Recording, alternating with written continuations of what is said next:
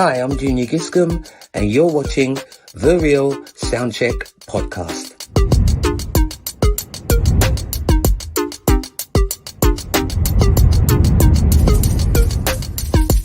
Hi, this is Carl McIntosh from the group Loose Ends, and you are watching The Real Soundcheck Podcast.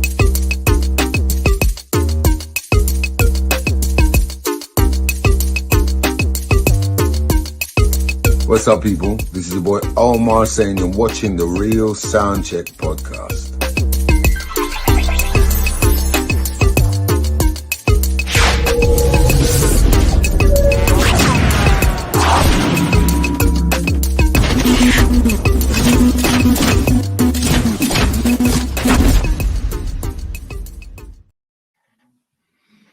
Kaplap, kaboom, kapow, Pow! Bing, boom, pow!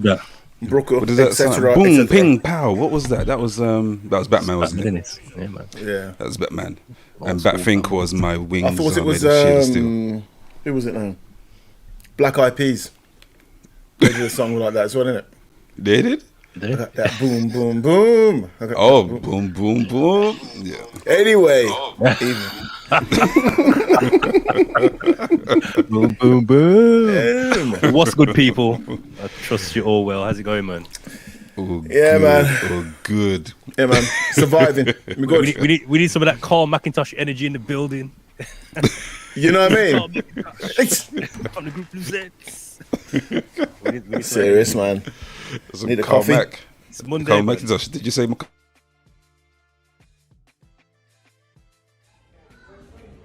I'm Carl McIntosh from Loose Ends, and you are watching The Real Soundcheck Podcast.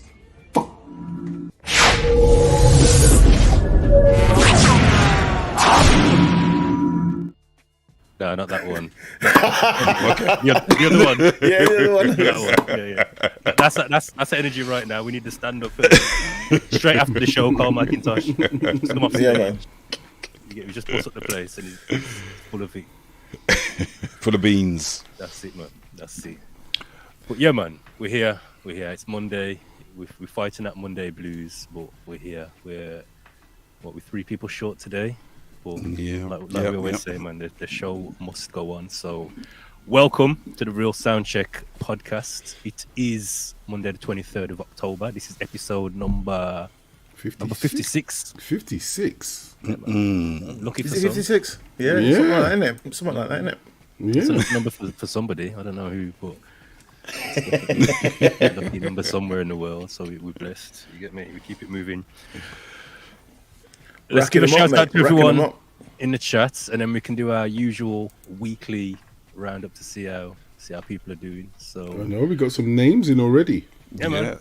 First in the building, we had Vinyl Sofa. You got yourself, and she did Salute, say sis. nothing too controversial. She's in lurk mode today, so we need to take it easy. Luckily for you, Vinyl Sofa, We can't promise nothing. Go on, just tell her. he might go off. But I think we've got a nice casual one today. So Yeah. we got yourself. We appreciate you, man. Michibu in the building. We got yourself every time. Mod. Mod Michibu! official mod of the year. Thank you. Beaks in the building as always. It's good to have the family gathered around the table. Mm-hmm. Mad Trini says peeps. What's going on, Mad Trini? Bad Trini with her face in her see. Look at this. Welcome to the After 9 show. Check this out, man. We're consistent. You get me? It's all part of the brand. Faces need creaming. All that. In between fingers need creaming. We have to get ready. You know what I mean? How long did that take you, bro? You know, I have a big head. Look, you see how much is left to the top of the screen. You see? Yeah. it's like the fourth bridge. It's like the fourth bridge and This you is never what I'm finish. saying. Wow. It's talking about like you're applying 2 coats, like coat number 1, You know what I mean? coat number 2 dry. next Got stream. decorators in. Listen, I can't use no lotions. Lotions just disappear. I don't know what happens. Is it? That's what they're supposed to do. You're not supposed to stay on your face. Listen, then my face gets dry. That ain't good, man. You need to Lotion's hydrate. coat 1. Lotion's coat 1. And then Right, I need varnish. Varnish you need. Varnish, innit? You need varnish. shave up as a final coat. Some linseed oil. You know, when the forehead's shining. Yeah. like a cricket bat.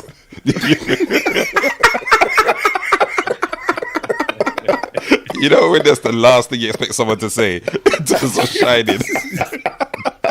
Billiard ball, something. Imagine cricket bat. Cricket bat, mate. Make it tough.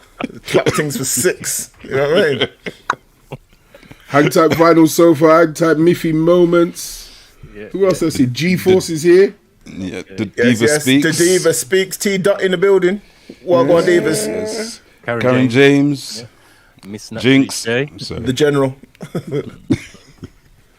What else we got? Everyone's just rolling in, man. Beautiful. Everyone's rolling in for real. I put castor oil everywhere. Thanks. Oh, okay. Castor oil, yo. That's what we're Castor oil's talking not a game. about. That's Rafa it. George. You put castor oil on Monday, you're good till Wednesday. You need to wipe it off. Just mind your step. Just mind your step. Exactly. Don't put it on in the bath. You'll fall over. Oh, like the scene in what film was it?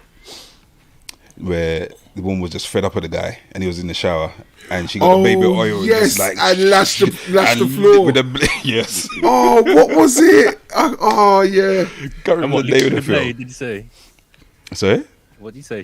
What did she do after that? After she wet him up with the oil? What happened? No, I didn't wet him up with the oil. She put oil all over the floor because he was in the shower. Okay. And then she got the belt ready. Oh, I thought you said the blade. I was gonna say that's. Oh no, No, the belt. So ready. Razor blades.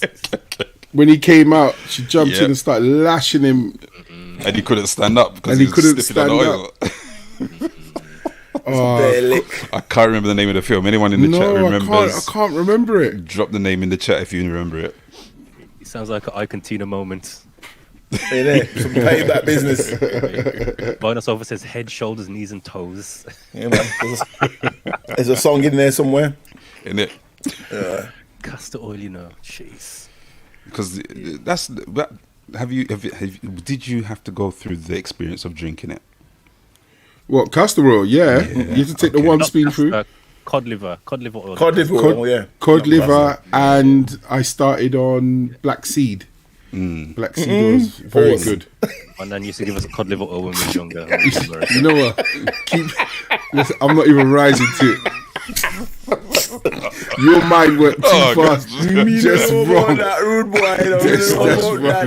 That's wrong. As the pause count started already. That's one man. That's one direct man. He was giving them pauses away, Bridget. 19 minutes past 9, and this guy lashed the first pause. Pause count has begun.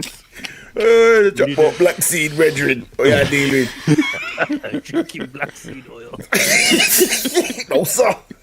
It must be a Jamaican thing. I can't pause like that. That was too quick, man. I can't. That's just weird. That didn't need any thought at all, brethren. Yes, it was fine where it was. You took it round the corner. Alright, sorry, man. Pause on me. Got to be more mature on this thing, man. I'm trying to say something about it, but I can't say anything about it now. No, go ahead, man. What, black seed? No, because everything's paused.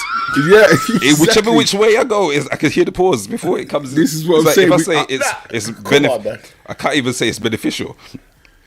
No, honestly. All right. Listen, on an educational thing, I don't even know what that is. What is it? What, black seed oil? Black seed oil? No, I don't know what black seed oil is. No. Yeah, black seed oil is just... There's another name for it. I'm going to find the other name for it. Use that then, yeah? Yeah. If you're going to Google, open up a private browser. No. Yeah, serious. Go, use a VPN.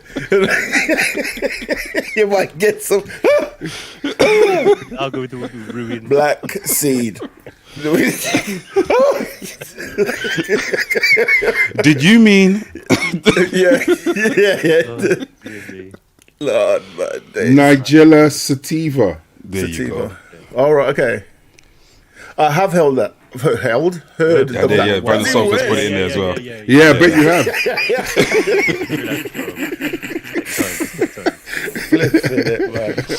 Oh, Vinyl Sofa's got the next name, Hub Baraka. Boy. Ooh. Baraka. Here we go. Yeah, man, I like this, man. I like the hive mentality of education in the thing. Shout out to UK web boy. Ask Alexa. Alexa, show me black seed. Oh, you mean? It just says pause. Imagine if he did that. Oh dear. Let's start at the top, Friction. How was your week? You know what? I don't even know. You know, What? I think it's just been a blur. This last week was a blur, man. Too fast. This weekend, just madness, just a blur. Wow. But what I will say is I have released 3 drum and bass tracks this month, which I think. Oh are wow. Bravo. Brooke. Yes. Yeah. So all of them sort of produced and finished the same night they were started. So if you go to my Bandcamp, you'll see them all on there. So I've got 3 tracks in the clip, and Just remind people of the Bandcamp. just go to djfriction.com. Go to djfriction.com /music, or just go to djfriction.com and navigate to music, and you'll see there's a link there to my Bandcamp. It's all on there. But yeah, man, I've been on a creative one, man. In between the bathroom and everything, I've still been active creatively. Good. What I found was I need balance. That's probably the thing that's kept you sane, innit? Just step away from it and 100%. Like, Yeah, I've that'd already kill had me, people man. saying, I've already had people saying, "Yo, when are you gonna do mine?" And you know what I mean, quotes and all that. And I'm like, nah. why you not got F off? Why you not got? Nah. If you're willing to wait 4 months for your bathroom to be done, then holler me. If not, don't holler me. I'm not your guy. But It's I need going to be a bit balance. longer, isn't it? Because you got to need- travel backwards and forwards. I'm not doing it. If they go, yeah, I'm willing to wait, but I'm still ain't doing it. Yeah. I'm still not doing it. Because when I wake up in the morning and I just want to have an MPC day, I'm not interested in the bathroom. And my family understand that. The customer won't understand that. Yeah. The MPC day will allow me to have the bathroom day at some point in that week. You get what I'm saying? So it's been a good one, man. But yeah, like I said, I banged out three tracks. They're all out. And this coming Saturday as well, I got Crop coming down. Oh yes, you Post. do. We got Yeah. Christian and Friends, man. the Halloween special. Nice. And what else is going on? My wife goes to Jamaica tomorrow for 2 weeks. So Oh. I'm like, I'm going to be on full-time daddy duty, man. I'm not looking forward to that. But other than that, I'm good, man. I can't complain. Give thanks. Excellent. Sir Knight, how was your week? It's been nice. It's been smooth. Nothing too crazy going on except for shopping for new glasses. Because I'm starting to do the whole look over the edge of glasses, looking like I'm a teacher kind of thing. Starting to hold the fold a little bit away from me. It's like, no. Let me find some new glasses. Okay. And like my face is a bit, I don't know. I prefer smaller glasses to the big glasses. And there's not many of them about. And the guy was saying, no, man, glasses suit you. No, man, glasses suit you. I'm looking in the mirror and I'm just thinking, nah, you just want to sell. Nah, you just want to sell. How long have you worn Glasses glasses like for? this. Dave, how long have you worn glasses for? Since 14 years old. Wow. When I got my first pair of plastic, round-looking, penfold-looking, crumbs, chief, glasses with plastic lenses. And you try not to wear them in school because, you don't want to get, subjected to certain things and whatnots. But yes, for a long time, for a long time. I used to have super 20/20 9 vision Same. Yeah. when I was Tech, little. how long you wore glasses for? I think since I was about 12, something like that. I'd say it was secondary school anyway. It was secondary school. Yeah. I probably needed it before that, but I couldn't wear them at West Park, man. They had to fight every day, so there's no point. Either fight or get beat. There's no point wearing glasses. You know what I mean? Just get but- boss off your face. You'd have to have a roll of tape in your pocket every day to fix it. Serious tape up the middle bit. Yeah, man. Seriously. Yeah. I've had my glasses for about 6 months now, and it's getting to the point where I'm getting dependent on them. Like, I can literally feel my vision deteriorating. Really? Good, yeah, man, it's not a good feeling at all. Just Like getting Dave said, lazy. I used to have 20, like my vision was sharp up until like even last year. I went for an eye test. They was like, "Yeah, man, you good." And then out the blue, boom, just started going downhill, man. And now, like you said, I'm looking at the phone. I'm like, "Yo, I need my glasses. I can't see my phone." So what are you short sighted or long sighted or just? So I can see There's far like some away. weird. Yeah. Yeah, I can see. If I take my glasses off, I can see far away. But as soon as it's like either on my laptop here or on my phone, I need my glasses, 100%. I think that's an age thing, you know. That's an age thing. When that happens, that's an age thing. I don't think there's nothing you can do about it. You know when I first realised it, Tech? The night me and you played at Winning Post, that first night, and I was hooking up the subs, and I couldn't see. You remember I said to you? Yeah, I remember. Yeah. I couldn't see the switches on the back. I was like, I don't know what that button says there, but Oh, jeez. I was like, yo, Tech, come and read this for me, please, because I can't see it. And usually I can kind of just move my head and. But it was dark though. It was kind of dark still. And that's what I thought. Maybe it was a light or whatever. But then after that, I realised, nah, man, my sight's it's deteriorating, man. So Yeah. I do think that's an age thing because I think I know a few people who've had like the surgery, the laser surgery, LASIK or whatever it's called. yeah, LASIK. And I think they said it's cool up until a point where age starts to make your sort of close-up vision deteriorate, and there's nothing they can do about that. You know what I mean? So I went through a procedure called Ortho K. what's that? And That sounds serious. basically, it was a technique where you would put contact lenses in your eyes at night, go to sleep, wake up in the morning, and take them out, and then the cornea would be adjusted. So I did that on day 1, good eyesight. Day 2, it's like wow. Day 3, it was like pin perfect vision. Wow. But the only thing is that at night time there was haloing around lights, and I was getting a bit worried that I wouldn't be able to focus on lights at night. Therefore, driving and everything would have been an issue. Okay. So I kind of let it go, and it went back to What's it called? Ortho K. Ortho K. All right, Yeah, okay. and there was another one called Ortho C, which is a slight different, but I didn't look into that one. But yeah, I might try and look into it again because it's almost like a natural way to just. So it's try not and a surgical. correct So it's not a surgical procedure. Exactly. Training, Right, it's okay. training the eye. Sounds like It's training real, it. yeah. It's Yeah, like yeah, getting the eye shape to change on its own, and then maybe stay there, rather than the laser thing. Which I feel that if I went there, it will be me the one who they're doing the laser, and I go, achoo, and then Yeah, guaranteed. You know what I mean? Yeah. it's crazy. Yeah, they're sort of taking layers off the cornea and it reshaping yeah. That never sound good to me. In the Diva Speak says that she had what they used to call Grand Nationals, Grand Nationals, pearly coloured free glasses on. Oh, Free, wow. Yeah, man. the National Health Nice. glasses, yeah, man. Yeah, man. The pink Goofy ones. moments I think as that was well. the first Yeah, pair of ones that like tortoise shell ones before they were cool. They Yeah. wouldn't look cool, man. The pale Like you pink use the screw at the NHS side. glasses. You got like a nail. Rags. Want to say a quick hello to Melissa Deans in the chat. Hello, Hey, hello, Melissa. hello, How you doing? Welcome in. hello, hello. Michibu So how? had- Oh yeah, go on. Go on. Michibu No, go on. is short-sighted but needed glasses for reading and working on laptop as well. There's a So lot of people. a lot of Yeah. people feeling the same that we're doing. But the rest of the week was all right, Dave. Yeah, man. All blessed. King Tech. Yo, quiet week, nice chill week up until today.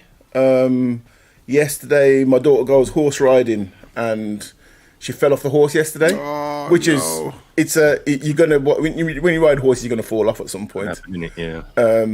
But she woke up this morning, had like a really bad headache, and so we got worried. So we straight down to A&E, like 8 o'clock this morning. Come out of there 1 o'clock. And everything's cool, but it was just long, man. Do you know what I mean? So it was just the worry of going through all that procedure, and they checked her over, and it was just I think it's just like the shock of hitting the floor. She had like this kind of. It's kind of like an airbag vest thing that she wears. So when as soon as she comes off the horse, it triggers it and it inflates. So she didn't hurt herself or anything. yeah. Like that. Cool. Yeah, Yeah, she didn't hurt herself or anything. That was on Dragon's Den. That was For horse years riding ago. or for motorbikes? Because I remember there was one for years ago, motorbikes. the same concept was on Dragon's Den. Like it can tell where you're tilting, and then it. Yeah. No, pops up. it doesn't measure like that. It's not sort of like a position thing. It's literally like a cord that you attach onto the saddle, and as soon as she and it rips. So it just pulls. rips and it Yeah. poof. Yeah. Oh, that's excellent. So it's just like that. You know what I mean? So if you forget to unhook when you're just getting off the horse, poof. Do you know what I Need one mean? of those going down the stairs on a Friday night. Brethren, serious. Yeah, The but stair rail. Pickle's all right, man. So that's all that matters, really. So we're good. But it was just a longness in A&E, man. That's hospital. Jeez. Always is, man. Everyone's. End of the I'm night, like- you went in. Yeah, man. I'm like, I just want to get out of here, man. There's too much coughing going on, man. You know what I'm saying? Serious. But yeah, all good apart from that, mate. So yeah, today didn't start good. So it was Monday as a F, you know. But you know, give thanks and all that. Good. Yes, glad she's all right. Butch, what you say, man? Yeah, I have to give thanks. It was a quiet week. Tried to stay as healthy as possible. Went gym, went sauna, steam room, chilled out. Did a bit of domestics, sorting out the house. Friday, I had the honour of launching a brand new club in Kettering, as I said. That went very well. Hit capacity by midnight. You know what I mean? It's a small little club, 150 people, but they were on it. Which leads me maybe into like one of my first subjects for the night, taking requests off. But otherwise than that, I did that. I'll get into taking requests in a minute. And then chilled out Saturday, checked in on family, and then I actually went out on Sunday to a house event, and it was an all-dayer, like 2 till 10, and I got there 5 o'clock, and like all year I'm a hard person to start moving, like, you know what I mean, to catch a groove and to feel a vibe and whatever. But the DJs went in, it was house, all different types of house all night, and yeah, it got going by about 5 o'clock. No, but yeah, about 5-6 o'clock. A couple of my favorite DJs were playing, and it was brilliant. And then yeah, 10 o'clock it was done. Come home and still had time to just wind down and sleep. So it was good. But yeah, going back to the requests. Oh mate, play some sexy graphics, and then I'll come back and I'll tell you Wagwan. Oh, Yes, indeed. This is the Real Soundcheck podcast every Monday at 9 p.m. live and direct.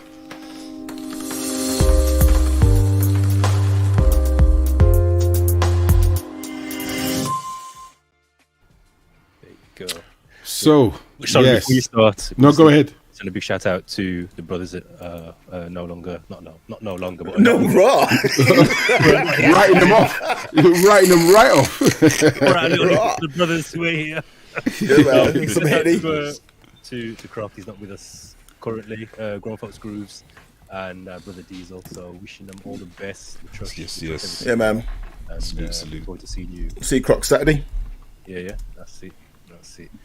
So yeah, tell us what's going on, Butch. Oh no, it's just amazing. It's just amazing because I'm in a group with like 200 DJs on WhatsApp, and I see some mad stories. So when I went out to this club now, I got in there, started setting up, started playing, and a lot of people, you know, locals. It's their local little club. It got reopened. It used to be a club before, but the family have opened it back up, and I got in there, started playing some R&B classics. Everyone's dancing and singing, and then it was, "All right, mate, you the DJ?" "Yeah, I'm here." And then, "Yeah, this used to be the best R&B club. You're gonna play R&B?" Yeah, I'm gonna play R&B. You gonna play bashment? Yeah, I'm gonna play bash. You gonna play Afro beats? Yeah, I'm gonna play Afro beats. Yeah, bruv, nice one. So it was all of that. I was getting all of that, and this is only at 10 o'clock. Like, you know, they were requesting stuff. So I thought, all right, at least it gives me a insight of what to play and what to do. And then it hit midnight. So at midnight, I did the honourable thing. I just thanked everyone for coming, shouted out the family for the invite, set that nice little vibe and did what I'm doing.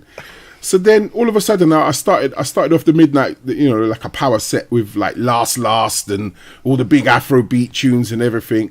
And then 2 people come up to me, "Oh mate, you're gonna play Afrobeats?" I am playing Afrobeats as we speak. So I said, "All right, then, no problem. Is there anyone that you want to hear? Anything you want to play?" Yeah, play Banner Boy, play Wizkid. All right, then, no problem. So I'm still continuing. I'm playing, just all the general stuff that's been in the charts. I'm doing what I'm doing. So then I thought, all right, then, you know what? What goes well with Afrobeats? Let me give some bashments. So I started playing bashments. As soon as I come in now, I play Little Vibes Cartel, Little Movado. "Oi, mate, you're going to play Afrobeats?" I just finished playing 30 minutes of Afrobeats. Like, it's time to switch it up. "Yeah, you're going to play some more." all right then, yeah, I will do. But I've got to switch it up for everybody. All right, mate. All right, do it soon, yeah. So I'm like, all right, no problem. So then I'm in this little dance hall vibe and whatever. Then I thought, right, because the club owner, he's a nice guy, young man, and he said, yeah, he loves his UK rap and everything. So I thought, all right, let me give them a nice little drill and rap set. Let me go into that. So I started playing all the Central C's and everything else. And this young lady came over. I don't know where the accent was from, Europe somewhere. And she goes, could you play Sprinter? I said, yeah, of course I could play Sprinter. Yeah, it's a big selection. Okay, now. Raw. Yeah, I'll get there. Yeah, no problem. Okay, thank you. So then I see her where she walks over, and I'm started playing some more drill, a little bit of rap, playing the nines, playing everything they want to hear, everything that's in the charts. Because I spent a week prepping. I ain't gonna lie, I spent a week making sure I had all the songs ready to go. Anything that's been in the chart this year, ready to go. Got it on lock. You know what I mean? Then all of a sudden now, the boy from the same group of people come over. Hey, my friend, nice man. You're gonna play Sprinter. I said, yeah, okay, no problem. Yeah, I'll play Sprinter. So I'm still playing. I'm leading up to Sprinter, getting up in there, still moving, like, you know what I mean, just getting it, because it's a big tune. So I'm trying to build up to that. You know what I mean? Get in there. The same girl comes over. Are you going to play Sprinter? I'm like, yeah, okay, because if you're not, we're going to leave. Wow. Emotional damage. So I said, in my head, I was like, just go, like, just leave. And she goes, but if you play it, I could tell my friends to stay, and we will stay if you play Sprinter. And I'm like, yeah, of course I'm going to play it. But if your friends want to go, they can go.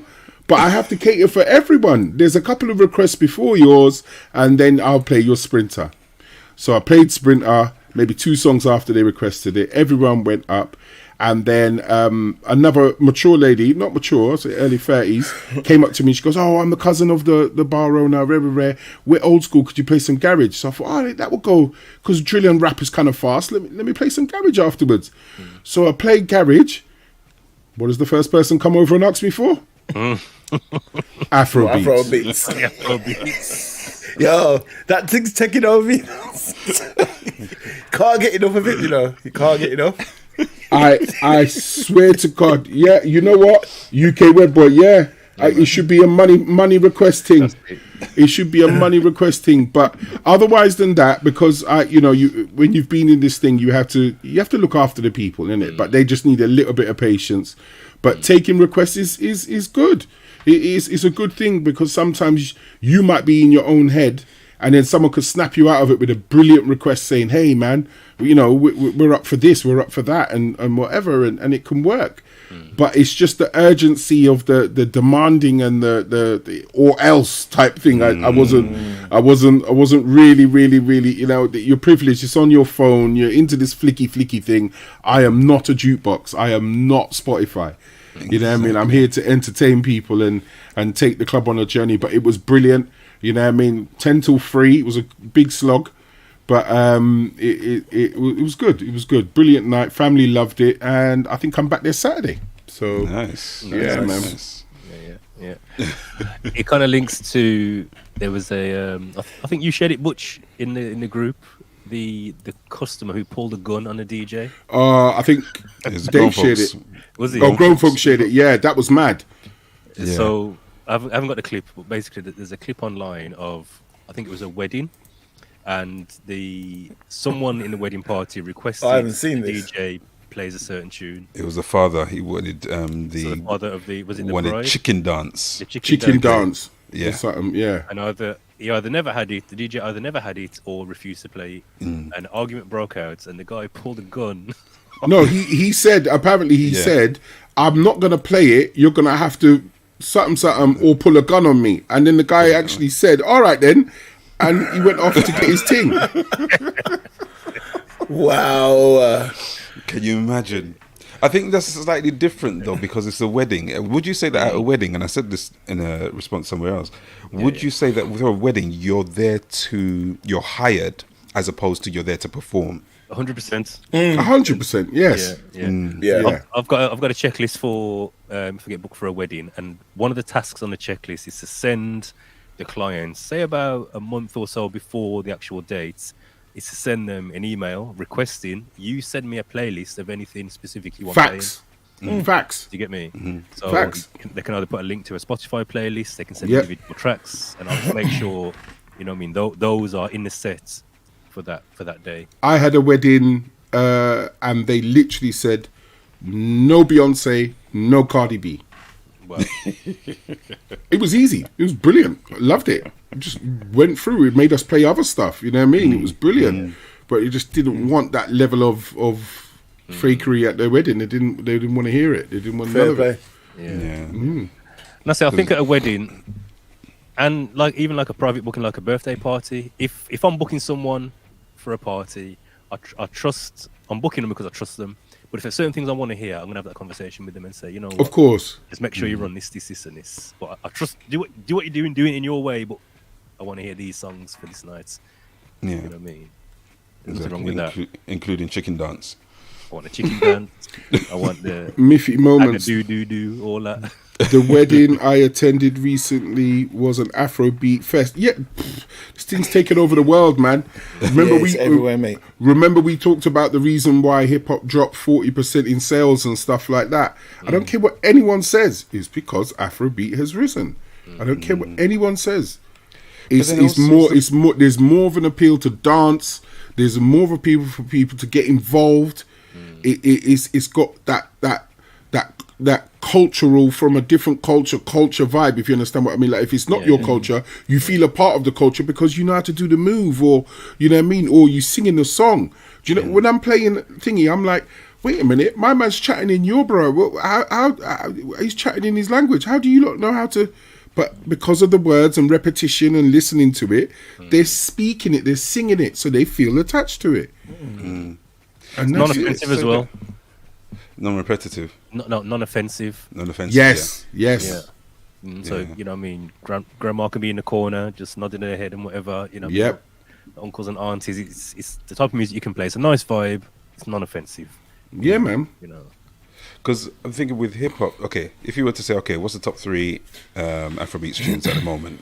You probably have 3 in mind straight away. What's the top 3 hip hop tracks according to the Billboard? Do you have that same 3 that will just jump in your head? No. Because again, similar to why you've created the Good Muse app, is because when you say hip hop and someone else says hip hop, they're thinking 2 different things. Hell yeah. You get me? So the hottest hip hop track for this month in someone who is, 21 is totally different to someone who's 35, 45. Hands on your knees, bend over. What's that one? Sexy Red and Drake and oh my god, I swear. But anyway, let's not go into it. That's a song. Okay, it is a song. It's a song on Drake's album. On Drake's album. Whoa. Okay. There's like Drake's got an album. No, well, yeah, I mean, I think the latest album, For people All have just Dogs. been kind of For All Dogs, yeah, it's on there. They've been Featuring Sexy saying Red. that they're not as impressed. There was a lot of posts saying, they didn't feel it was delivering what they were expecting from Drake, and how long can he do a certain thing? But for me, I mean, all respect due, but comeback season Drake is the Drake that I think I'm still, that's the one. He's being smart. When you look at the features on it, he was very smart. There's a lot of new Strategic. people that were out. Let's bring them in. Let's knock something out, tick off some boxes, and stay relevant. Yeah, And that's it. leverage. I ain't gonna lie, man. I haven't heard that ish. Neither have I. even the one that comeback season, I've never heard comeback season. I don't know what that is. I don't know. that was I don't the know what mixtape. album. Yeah. That was the mixtape before he actually dropped, and that's where I was like, wow, this guy's the Oh, punchlines, right, okay. the whatnots, and the beats, and it was just him and 40 just doing their thing. It's more the continue to rapping Drake. rapping Drake. There was a lot more rapping Drake on that, but there was a song on there that he did, and I thought, yeah, this song is bad sooner than later. And it was, one of them that I'll be like, yeah, this guy's coming true. This guy's coming true. And then he signed to Cash Money, and then it started to shift a little. He was doing his Lil Wayne impression. Well, I actually thought he was writing for him for a little while in some ways. I almost felt like with someone before because I said Drake is a Lil Wayne impersonator. The person was so offended. I was like, Hey, listen, if you diss Drake, it's like someone dissing Beyonce, man. You know what I mean? But don't mind your back. There's some passionate folks out there, man. You can't, you know what I mean? You gotta mind what you say. You got the beehive and the D-hive. The D-hive.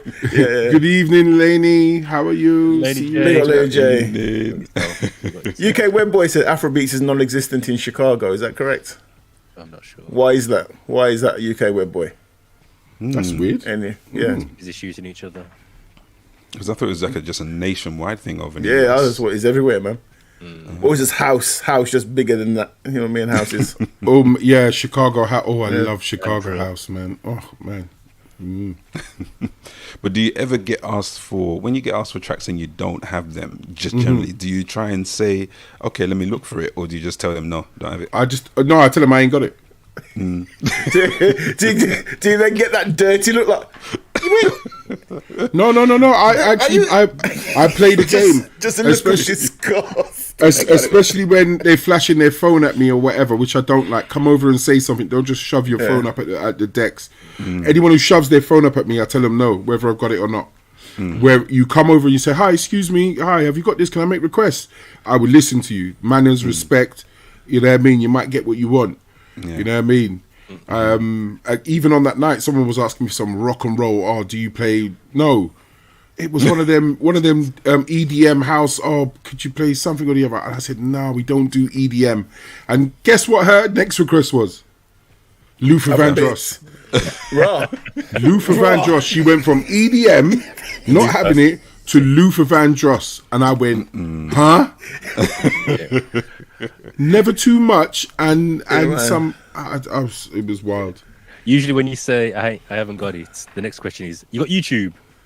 Oh, right, yeah. So mid-set, I'm going to close my Serato, open my browser, log onto the Wi-Fi, go to YouTube, find a tune, download the tune, put it in a YouTube converter, convert it to MP3, name it, drag it into Serato. Yeah. Nah, bro. Nah. The answer to that is no. I'm a professional. That's it. Done. No. You know what? You know when they say that, I think what they actually want you is just to play it from YouTube rags with the advert in it and everything. Rags. Not that guy. Just rags. James makes £300 a month from home. Yeah. Do you want to increase your productivity by 42%?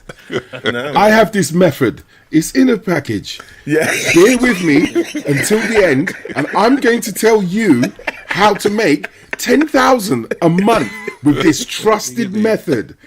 It's taken me how many years? Oh, those guys. Do not press skip.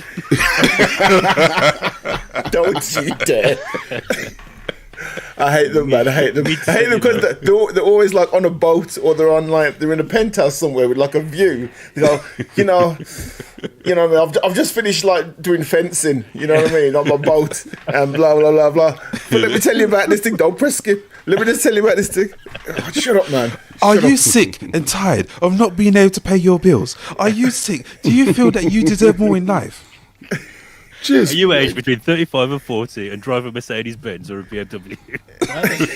How do you know? Deep. Are you between 1 and 100 years old and breathe air? Then this is for you. Whoa. I messed up what I'm doing. He's talking to me. Curious. You know what I mean? Oh, dear. Right, I think we need some sexy graphics and move on to step 2. Let's see what we got. Jokes, man.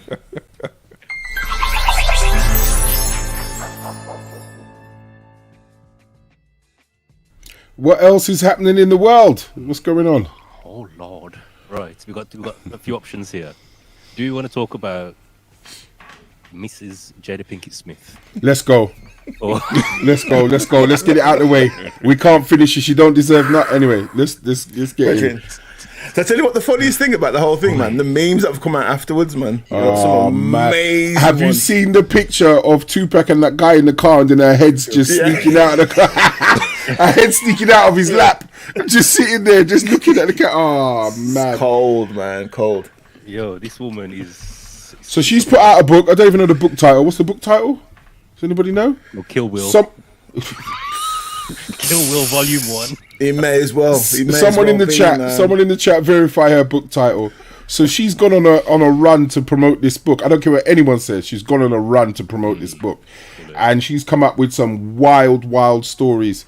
I don't know if you saw the one that I put in the chat with this young lady, and she literally broke down Worthy. Okay, Thank you, Diva. thank you.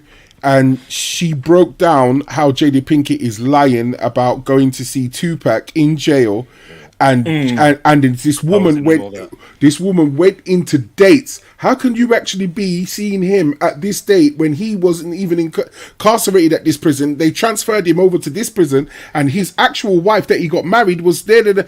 She broke it all down, and it made Jada just look like just flaky. Just too flaky. Yeah. Interesting. Yeah, I don't know, man. I don't know. I just think the way, I mean, people break up, people have misunderstandings, fall out of love and all that kind of stuff, man. But just the way she's kind of repeatedly just writing my man off, man, and just dragging their business through the dirt in public is just... It's brutal, man. It's brutal. And then we wasn't actually together when the slap occurred. Yeah. Oh, come on. I was confused when he called me his wife. Just little things, man. Little things. Just little things, man. Just little things. Yeah. I don't know. Like you say, it's a lot of publicity because there's a lot of unfinished stories or unanswered questions, which are in the book more than like. Because people are like, yeah, okay, let me go get the book and find out what the real tea is. Her version of the stories are. Yeah. You know what I mean? But as you say, like the memes are killer. There's Will Smith laying on a boat or something like that. And then all of a sudden someone's put all these pinging, saying that his phone switched off now the tour started. You know what I mean? And people just cracking up about it. Like, he's just not interested. You know, when he skydived, not bungee jumped. Have you seen that one? Someone made him bungee jump and it made the cord look like it snapped, like he had enough. Oh, no. There's so much. There's so much. At the same time, he's come out in support of her as well. He's so going made the statement. Recently. Yeah, it's just as in like, she's always going to be my friend, and that he will honour her and... support her in what she does. It's the mother of his children. He's being respectful. Yeah. He's being respectful. The Red Table's coming back next year, apparently, as well. Oh, shut it. So there may be some more talks. Change the colour. That red one caused too much trouble, man. Call it the Yellow Table or something different, man. And did any of you see, what was it called? The Chris Rock thing. His stand-up. Selective Outrage. Oh, right, yeah. Yeah, where he actually broke down kind of how come it's me out of all the people who have said X, Y, and Z. So if you haven't seen that already, check out Chris Rock's the guy that Selective played Outrage. Muhammad Ali, thumping up the guy that played Pookie. Yeah. It's like a bit of a mismatch. Yeah. I played Pookie. The diva speaks saying they both need help. She must have some dirt on him for it to be cheaper to keep her. And that is what everyone's saying. There's something about him that Yeah, the way he's just keeping quiet and just letting it, you know what I mean, in a sort of very what's the word? jab. It's brutal. It's sad, man. It's sad. I mean, part of me is like, is that the tax you pay to be a celebrity at that level? Like part of the game is everything's out in the open. There's nothing hidden. Do you get what I'm saying?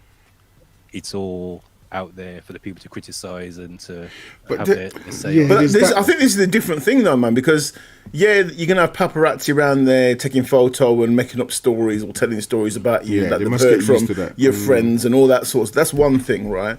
But for one member of that partnership to come out and just give that information willy nilly, go on talk shows and drop those knowledge bombs on people, true or false, that's a different thing to me. You know what I mean? So. And there's also the It's a lot. you're right. There's also, and I have to bring it up in the most respectful way that I can, but there's also the masculine man element and the way that men look in the whole of this saga. Like, if you want to keep this quiet, shut your mouth.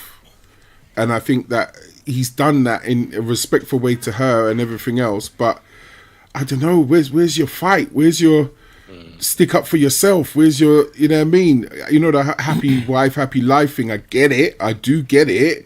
I'm not married, but I do get it. But if you're being poked and prodded, don't you defend yourself? And that's all I kind of, you know, it comes to my mind, because there's too much emphasis on a man must shush, a man must behave himself. Don't lash out, otherwise you ain't getting none tonight, or you're sleeping on the sofa, or you know what I mean. You're doing this, and I don't think he's getting anything anyway, man. I think to me it sounds like maybe. I mean, I'm sort of speculating, but maybe she, like I think somebody said earlier, she has something else on him, like another bomb that maybe is in the book or something that he doesn't want out, or you know what I mean, he doesn't want that aired right now. So she's just goading and said, "Well, how much are you going to take before you retaliate?" And then I drop this one. You know what I mean? The finishing move. You know what I mean? Yeah, The scorpion finish him. The scorpion, you know. Get over here. I'm just checking Get Will over Smith's filmography here, and the last film that was released was in 2022, was Emancipation. Never He's watched it. He's currently filming Bad Boys 4, which is due for release. Oh, is he? Yeah. Right, okay. Oh, he's active. He's at work. He's filming. Yeah, Bad fair Boys play to him, 4, man. so he's, you know what I mean? He's keeping his But head look down, at like up until this point, right? Will Smith rantings where he was he like Idol. the first hip hop artist or first hip hop group to win a Grammy? Was that correct? Yeah. I think he was up there. Fresh Prince, yeah. And Fresh Prince, yeah. yeah, so on there, and he was like a squeaky clean image, and then went on to the Fresh Prince of Bel-Air, and that's iconic, man. Do you know, I still watch that now. Yeah, You know what I'm saying? anytime How I many see years it. later? I still watch Anytime that I now. see it. Yep. My daughters grow up watching that too. You know what I mean? Then went into a really successful film career, man. Big films, Crazy successful, yeah. I'm looking crazy at them now. successful. Bad And when Boy, it got, and just when it, Day, Men in Yeah, Black, man. Yeah. Enemy of the State. We're not talking about Wild Wild West. Oh, leave him alone. What's wrong with that? you see, Bad Wild Boys Wild West. 2. Wild Wild West, one of the only films I went to the cinema when I came out. Felt violent, man. Felt violated. Oh, stop it. Someone had I to did, get man. I had to have a chat to them. I want my money back. Rubbish. iRobot, Hitch, iRobot. I love iRobot is a iRobot. classic. I love Yeah. iRobot. Classic. Hancock. Hancock That was was good. crazy. That was good. Yeah, Hancock was good. £7. I like £7. Yes, I think I watched that. Yes, That was yes. decent. That was decent. Film. I'm missing a few here, a few whack ones. Focus was in there somewhere. Focus, yeah, just seen Hitch. that one. Oh yeah, Hitch. Hitch. Ali. Suicide Squad. Yes, Gemini Man. That was. I like Yeah. that. That was Yeah, so I like the concept. It wasn't executed properly, but I like the more, concept. more recently, King Richard. Yep, he was Think great made in it. that. Oh, I haven't seen that. Is that good? Yeah, that Yeah, was man. good. Yeah. That was Definitely good. Yeah? Good. Yeah, He carried the character well. Okay. it was nice. So yeah, man, he had it on lock for like 2 decades almost. That was Yeah. from, his first big film. I would say was Bad Boys, 1995, right the way through to 2023, 22, 23. He's had it on lock, man. Yeah, That's 30 years nearly. All right. He's got like a lot of rappers have said, even like with J. Cole missing out the Will and Jada line in his last performance, he didn't say it in one of his rap songs. He normally says something strong like Will and Jada. He didn't say it in his last performance, and everyone caught it. but they had that image of that couple that you could, you know, you could say, look, we should be strong like them. We should be out here like that. And it's just gone to pot. Yeah, but then this is the whole thing. This is why some people are like, it's more her than him, because remember the August Alsina thing came out really first before anything else, and that was on her. Do you get it? So it's not always the man's fault. Yeah, but she kind of leaned into it as well, man. This you know is what I mean? what And I'm there was saying. no respite, you know. He's not even saying, "Oh, I apologize for we weren't going through a rough patch and I did it." Richie Ranks just walks in the chat with the big bold statements like, Where is he? Where's this? not even a hello, you know. Oh Lord, Richie. Ooh, he's gay. Lord. Welcome, Richie. There's nothing wrong with being that, but it's the case of I don't think a lot of people have speculated in that way, innit? Like they like to go around it. Yeah. I think there's an issue with being gay and giving a perception that you're married to a female. I think there's an issue there. But the lie living The thing, lie, closet thing. Yeah. It may sort of transpire to be something like that. I don't know, man. But it almost feels like there is something. There's like another compartment to this whole story that's being held back. The car, she's just poking, and he's trying not to bite. You know what I'm saying? And like you were saying, Butch, it's like, how much is a man going to take before you kind of go, yo, nobody come with it. You know what I mean? You back off your coat and. You know what I mean? It's rough, maybe, you know, she had to take the L for the August Alsina thing, but then, you know, like anyone else who knows something about the partner, is like, well, if you not knew what I knew, you wouldn't be talking about me like that. So she's had to take L's for him. Do you get what I'm saying in that respect? So I think she might be lashing out with her own reasons, so to speak. Because there was talk about Margot Robbie, wasn't there? Yeah. Oh, from Focus? Was it Focus? Focus, I think it was. Yeah. I think it was Focus. Yeah. Right. Okay. You say talk about it. What's the talk? As in there was interactions. Entanglements. Entanglements. There you go. Yeah, with Will and Margot Robbie, entanglements. But who wouldn't? Anyway, so, yeah. I said it. So yeah, man. Right now, she's dragging him for the promotion of her book. Clearly, really dragging him. Did anyone see when she had that sit down with Fat Joe? There's some Fat Joe around.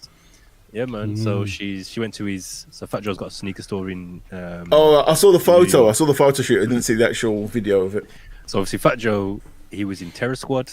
Yeah, his crew was Terror Squad. He's got some Terror Squad Air Force Ones. So he's gifted her a box of Air Force Ones. She's putting them on. She's looking at them. She's like, oh. And she saw the TS on the bottom. And she was like, oh, it's great that you've branded the trainers after Tupac, thinking it was the TS was Tupac Shakur. And she was like, no, it's Terror Squad. She's like, oh, okay.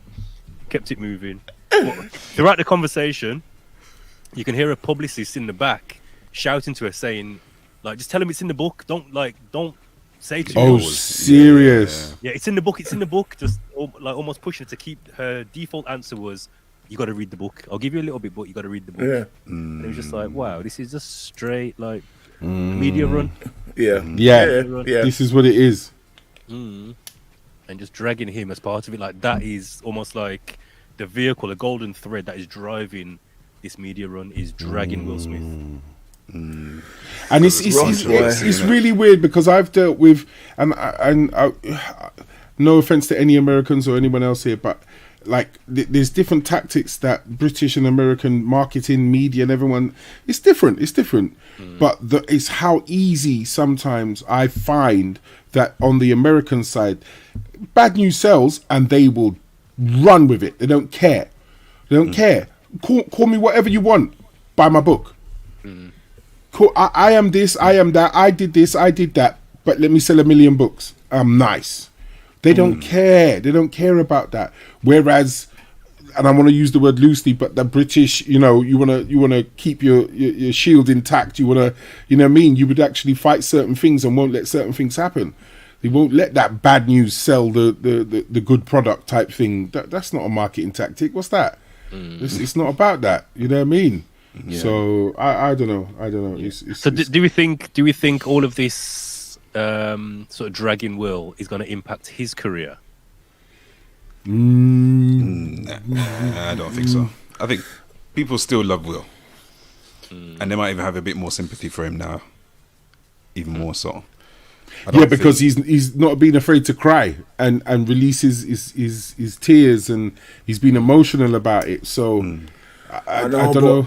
You know, I mean, you can say Harpy won't harm his career, but surely this stuff must grate on you and drain your energy, man. Do you know what I mean? It must physically take a mental and physical toll on you. Or public image, but it's going to affect him. It's going to affect him.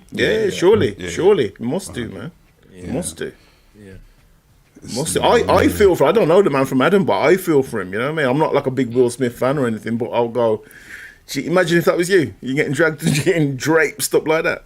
Yeah, on every platform. Yeah, everything. You can't get away from it. This woman's just drapes in you, man. It's bad. Cold. It's rough. It's not something you would do to someone who you genuinely love. Right. No. Right. Interesting comment from Dadiva here. Said, wasn't it alleged that J Lo's ex had a fling with Jada as well? I wasn't aware of that. Allegedly. Well. Well. It's like a bit of celebrity gossip. Well, this is it. Man. Man. This is it. Mad Trini said go on. No, I hear you, Mad Trini. This is what I was saying about some people are okay with planning out something negative to just profit off the back of it, because it gets out there faster. People don't talk about good news. People don't share good news. Yeah. And that's kind of the angle I was leaning towards when I was saying, like, is this a tax that you pay to have celebrityism at that level? Like, you're dictated to almost like, okay, we need some drama. Come on. You know what I mean? You've got a book coming out, or you've got a film coming up or whatever. So we need this from you now. We need you to create a bit of if you've ever watched any film, and yes, it's fiction about a publicist looking after someone, that's what they do. Oh, maybe we can use this. Oh, maybe we can use that. Oh yeah, if this happens, let's flip it round, and I'll get you on 9 o'clock tonight and do this, and then you can say this and you can say that. That's their job. That's what they do. And when you're at that level of celebrity, you've got someone looking at your social media, looking at all the comments and going, I've got the spin, let's do this. And that's their job. That's what you're paying them for, how to keep your name active, reactive, and keep it moving. That's it. That's my take. Dave, what are your thoughts? I see a lot of reels that you post, and I know you like a good old bit of conspiracy theory. So, what are your thoughts, brother? On this one, it's more or less what you guys are saying in terms of it just seems to be the spin on utilizing the attention that you'll get from dragging someone that you supposedly love. Or for me, I think one word that I think would just solve everything in the entire universe is just the word respect. If everybody just respected each other, everything would be cool. But like Butch saying, people don't really read good news. They want bad news. They want the juice. They want the tea, so to speak. So it's a shame that it's come to this in order to sell books and stuff. But again, each one to their own, and like Butch says, they got a publicist who's probably giving some of this direction as well. It's a shame, because So what about the angle? What about the angle of when they say, I've heard it numerous times, having sort of people positioned because they need a distraction for something else that's going on behind the scenes, like a bigger agenda. And certain people are placed in certain positions, given certain platforms and leverage and exposure. But now, I need you to come and do this because there's something else going on here. We need to take eyes off that. Yes. Yes. I don't think that goes on. I mean, I'm not saying nothing's going to happen of this, but what happens to Russell Brand? It's true. What happened? What's What's the happened to that? outcome? Yeah, where's the stories? He's not in the news Was- anymore. Not in the news What anymore. happened? It was a Wow. serious situation, wasn't it? There was allegations and everything, but no follow up. 2 weeks and then he's gone. He's gone. He's still on YouTube. He's still putting out content. Wow. So, was there any public address of, oh, the charges have been dropped, or are we waiting for a trial? Are we waiting? What's going on? So, in some ways, you could say, yeah, they want everybody's focus over here, so they can do this and that and the third. And it's, well, not to go into politics as such, but they even did it with a couple of prominent figures in the world, in terms of on one day there's something that happens to someone that is more quote unquote popular. The next day there's a big hoo-ha about somebody getting the same thing done who's not so popular. And it happened about 3 times over the course of a month. So yeah, it would be strange if this is to keep everybody sort of looking in a different direction, because, you know, I'm not saying who is Will and Jada, but in the grand scheme of things and the world in terms of distractions, what are we being distracted from with Will and Jada? With Russell Brand, Andrew Tate, those were sort of more global, affecting more people. But with these two, they got their personal relationship. It's now public. I'm not too sure what the distraction would be for. That's the only thing. Well, yeah, I firmly believe you're 2,000% right. One of my friends who is open to theories explained to me, like, well, not explained to me, but just said to me, if you see something, go and look at the legal websites, government websites and whatever, and just see what laws being passed that day. See what they're actually putting through. See what they could be changing something. Or look at trade, what's going on and what's going on. Just look somewhere else. Just do it. Do it for your own reasoning. Yeah, it's interesting though, because at this point in time, they've got their means and ways to sort of funnel certain information to us, and whatever information they want us to hear. So whatever they want to change, they're going to change in the background anyway. And whether or not we pay attention to it, that's another thing. Exactly. Yeah, it's a very interesting world we live in. Is it sexy graphics time? We're moving on. What's the? We've got a couple of comments here. RB is still being investigated. That's from Vinyl Sofa. So looks like they're not really putting him in the limelight to say, okay, he's still being investigated, but you know, apparently that's what's happening. And she says that she always liked Will Smith as well. And then he's also said even Kim Kardashian had a publicist who admitted to pulling stunts to get her in the headlines.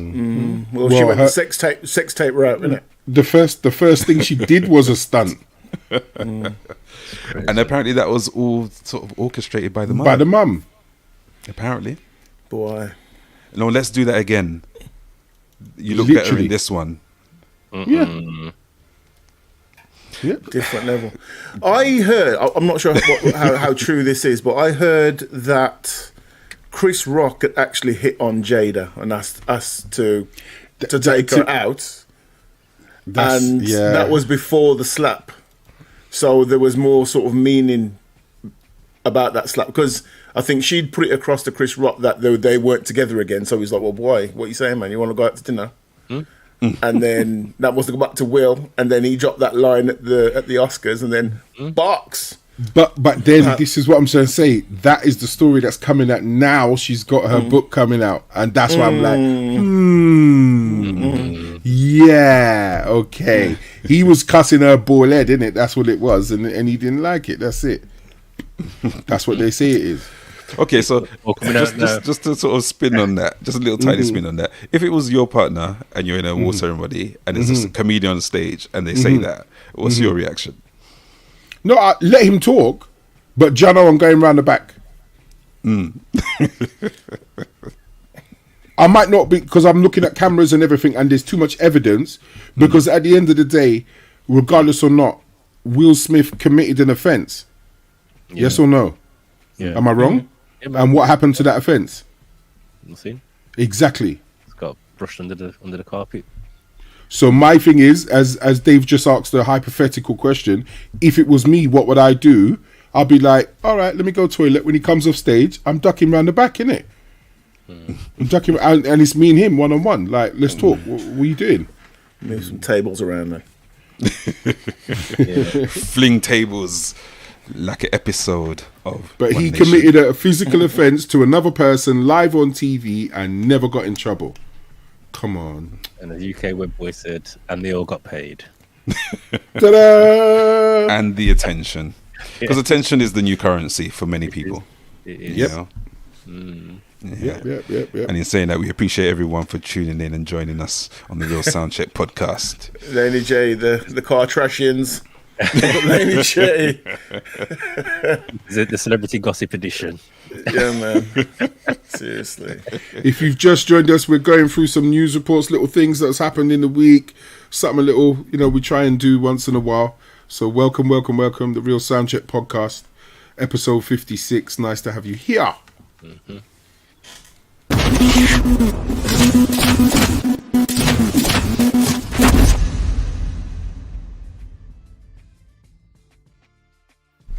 What else is going on? Do we want to stay in the gutter, or do we want to come out the gutter? Well, it depends how we're going to finish. Which one of the other subjects is going to finish light? Then we just stay in the gutter. Okay, so we've got financial education in schools. Let's share that. Can we share that? Have you actually got the link for it? There's a petition. I'm not sure the video is in the stream, but Dave, do you want to share a little bit about the post you shared? It was me. Oh, it was yourself? Yeah, go on then, Butch. Yeah. Go for it, man. Sorry. Yeah, there's a petition going around. Let's try and get the petition. I don't know if one of you lot can hit that link and then go into the bio and see if you can get that link into there's a petition going around to try and get financial education as young as 7 years old in schools. They need 100,000 signatures to get it into Parliament. So then, the natural procedure of the British government, it has to be spoken about. It has to be, dealt with in that correct way. And I definitely, I'm sometimes petitioning, it throws me off, but I get it. You have to go through the correct procedures. And this one's close to my heart. I think kids are supposed to know about money from a very young age. And if you can, and please do not take offense to this, if you can talk about sexual preferences and all the different genders and all of them things there, why can't you talk about money? Why can't you talk about money? Let's be fair. If you're gonna do that, then talk about money as well. Or if not, forget the both of them. Why aren't 7-year-olds taught about saving, putting money away, stocks, shares, investment, tax? Children should be like, you give them pocket money and then you tax them just to teach them about tax, things like that. What? What do you mean? What, you grab them up in the alley and take the money and take with their shoes? No, not our version of tax. Not our version of tax. That's a bit strong, mate. It's a bit strong. But you give them £10, they ask for it to be broken up into change, and then you tax them £2 out of the £10. Of course, you're saving it in a jar for them. You know what I mean? But 40%ers, man, the 40%ers are over the threshold. 40%. Man. That's it. Oh, and if they do their extra chores and so forth, you give them money and so forth and whatever. But the whole thing is that the petition's out there. Oh, can we hear it? See if we get the audio on that. I don't know if we can hear it. But as I said, if you go into this guy's bio, I can't hear it. I can't hear it. Yeah. If you yeah, it's when you add it, you need to click on the audio. Was that you, Dave? Yes, Dave. I'm sharing it. Yeah. But altogether, this gentleman, he's a financial advisor. He helped me get through lockdown, like watching his videos. He started his YouTube channel. He's now been awarded. He got a financial something like social media financial award. He won that. He's got a book out. He's been on what's that, Brunch, one of the women who do a lunch or something like that. He's been on that as a financial advisor, and it all started from his house on his YouTube channel. I've seen where he's grown. He's a brilliant, like just a solid gentleman who just keeps it 100% real. Is that the petition? Right, Yeah. okay. And it's only on 2,000. Yeah. That's all right. But yeah, grab that link and put it in the chat if you can. So Yeah. everyone can hit it and see it. But yeah, I definitely think financial education should be compulsory in schools. I think it's just a solid thing that, it should be done from a very, very young age, all the way through high school. I think it should go all the way. So you're prepared to know, like, 100%.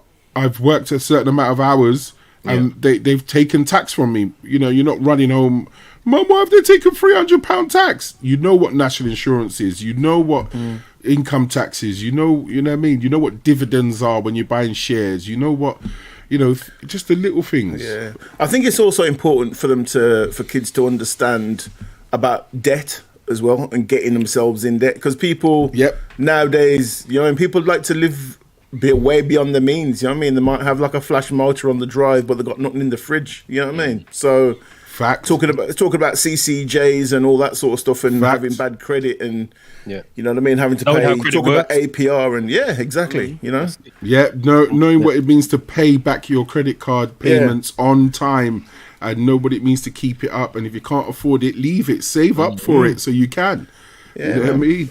It took me years to know how a credit card is meant to be used. Like, my understanding was a credit card was you buy what you can't afford and just pay back the minimum balance. That was my understanding of a credit card. Do you get me? £1,000 limit or whatever it is. Just run it up and just pay £25 a month.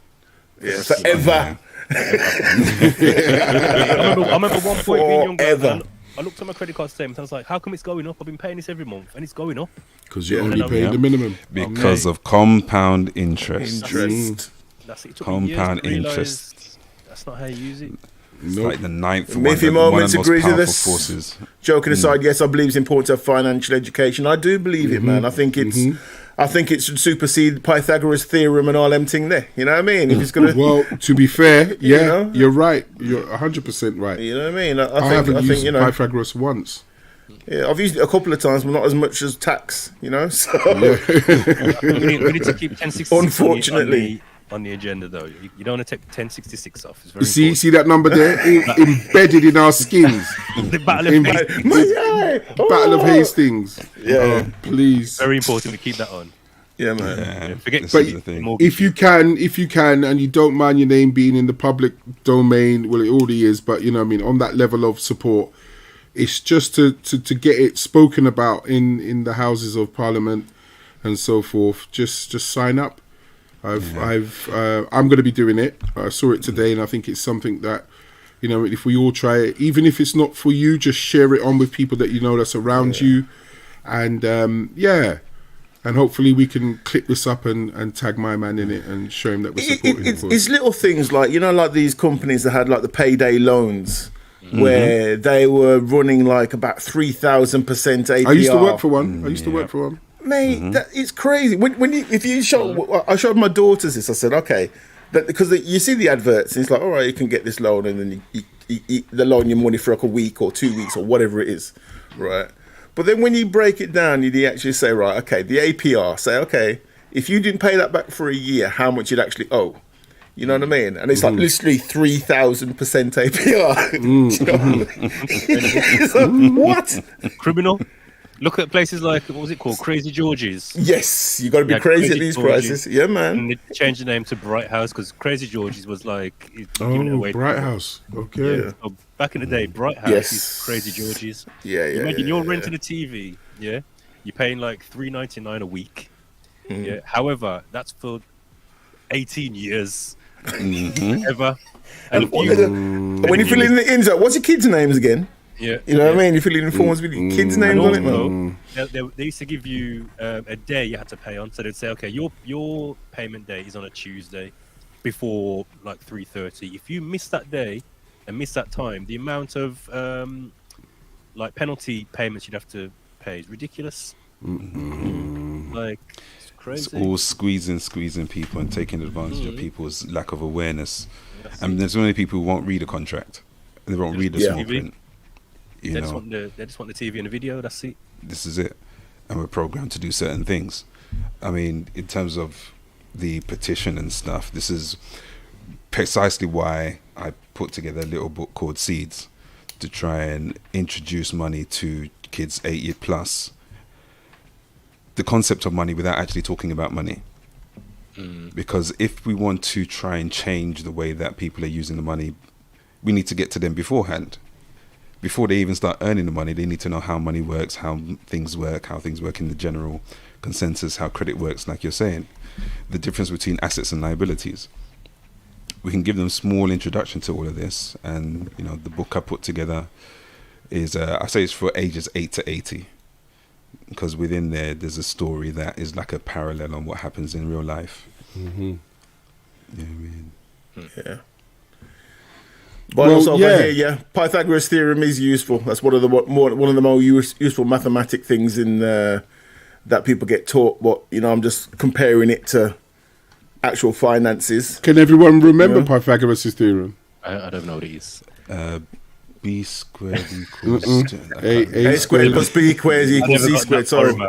Yeah.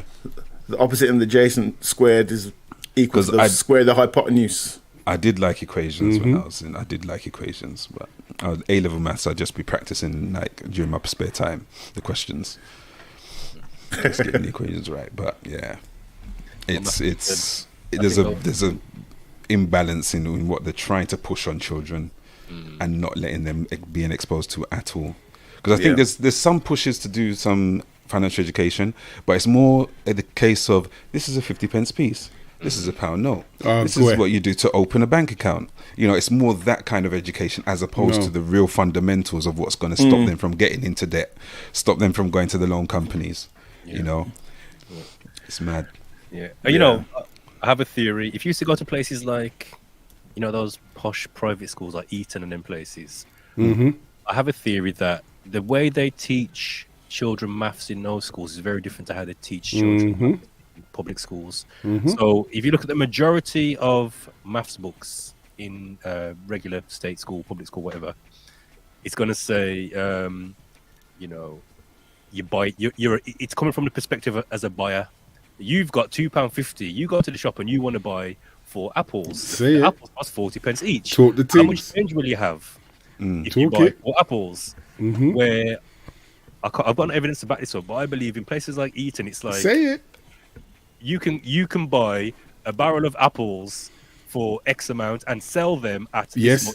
How much profit do you make? These apples. Facts. You get me? Yeah. So obviously we home educate our children. I always say to my wife, we need to teach the children from a seller's perspective, a buyer's perspective. We teach them how to make profit, how to sell, how to buy in bulk and break down and work out how much profit you're going to make. Yes. Rather than looking at it from a consumer. how much you're going to have. Yeah, consumer's point. Definitely. Get me? Yeah. I mean, just to add to the comment about credit cards and whatnots, there was a lady in my workplace who said to me, we were talking about credit cards. She turned around to me and said, "Oh, don't worry about your credit card. You've got the rest of your life to pay it off." And then I was there thinking, yeah, I do actually. Swipe, swipe, swipe, swipe, swipe, swipe, swipe, swipe, swipe. And then you get trapped. Yeah. Big up Michibu for the karatasizing the unwanted visitor. Thank you very much, Mod. That's what she did. Love. Mod gang. Karatasize. She's karatasizing. There was a time in my financial life where I was very much anti-credit card because of that. Like I paid off my credit cards and like, that's it, I'm done. I cut up all my credit cards. I said, I'm never having a credit card again. And then I learned how credit worked. And I was like, you know what? Now I'm having a credit card. You get what I'm saying? I've got multiple credit cards and I don't spend no money on my debit card, nothing. Everything I buy on my credit card. But I've got a direct debit set up at the end of the month. It pays off the balance. My balance always gets paid off to zero. There you go. See, from I started doing that, my credit card company every month, every quarter, putting on your limit. We've got a balance transfer offer for you. We've got this. We've got these points for you. Get me? Yeah. They can't get enough of me. Yeah, man. Because it's almost like they're trying to entice me to get into more. Yeah, man. That's it. Yeah, man. They keep raising your limit. Yeah, man. Raise up your limit, man. You know what I mean? Since you're a great customer, it's up the limit, man. You know what I mean? I call it the Venus credit. You ever thought of Speedboat? Have you watched Bullseye? Let's have a look at what you could have won. You get me? I live I in call Wolves, it man. You know what I mean? The Venus credit card trap. That's what I call it. Yeah. Definitely. They'll write to you and just keep moving up the limit. And then once, because with me, they'll increase the limit. I thought, oh, that's nice. I go meet it. They increase the limit. I said, oh, that's nice. I go meet it. And then that's nice. And then they stop writing to me one day. And then, you know, you pay the money, hit the limit. Pay the money, hit the limit. Pay the money, hit the limit. And then you're over. Because the interest rate just keeps going. Well, this is something. The rule of 72. Go on. It says the rule of 72 is something everybody should look up. The rule of Rule 72. of 72. Elaborate, man. Give it a bit of colour, bro. Give it a bit of colour. What you saying? Okay. So it's basically an old banking formula which estimates the amount of years it will take for your investment to double at a given interest rate. Right. So if you were to have a certain amount of money and they gave you X interest rate, you divide 72 into X. 72 divided by X is whatever you get. That's how many years it will take for that to double. Right. Okay. Oh, So what yeah, I just people looked at- do is they have this rule of 72 working against them instead of for them. And once I saw that, it was like, okay, I'm being taken advantage of. Because I didn't know that these lot are taking this money away from me this quick, and then they'll give it to me in drips and drabs in like my savings account. So your credit card interest rate is 19s, 20s, 30s. Your savings interest rate is 1. 0.1, Yeah. 1%. Yeah. Right, exactly. Yeah. Exactly. No, but Savings exactly that. account. Yeah. Yeah. 72 pence interest, like On, Yeah. on a year's worth of money and transaction. Yeah. 10 bags. You know Thanks for what I mean? that, Dave. I'm going to do some £3 maths with interest. that. I love that. Yeah. That's the one I'm going to look into. Yeah, man. Most definitely. When it doesn't help when you savings account. I can't remember how old I was, but I had a Abbey savings account. They gave me 4p interest and took 1p tax.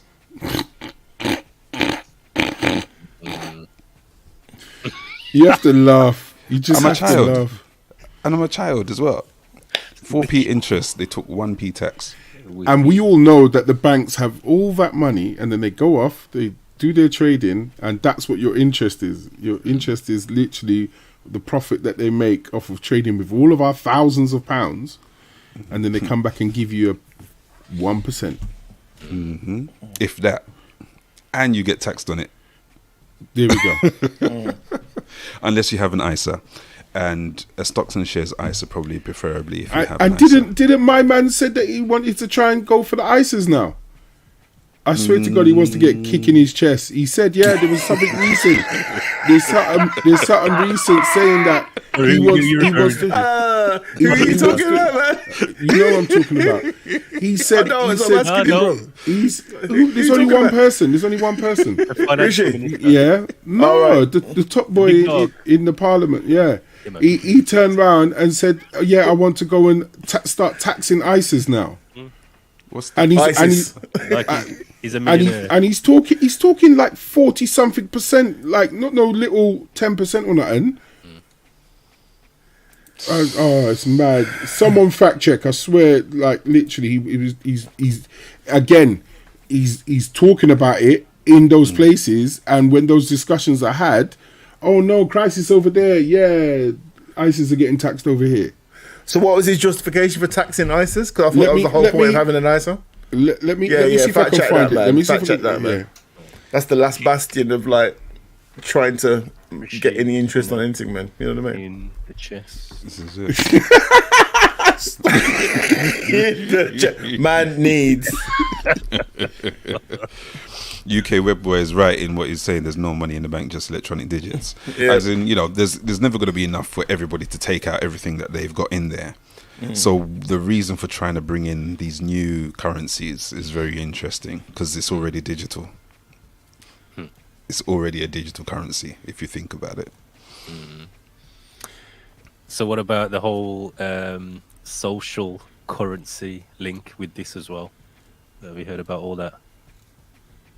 So what they're saying, like, obviously they want to change over to predominantly digital currency so that when they bring in this social currency, if you ain't playing by the rules and your social credit score goes down, they can control your access to finances.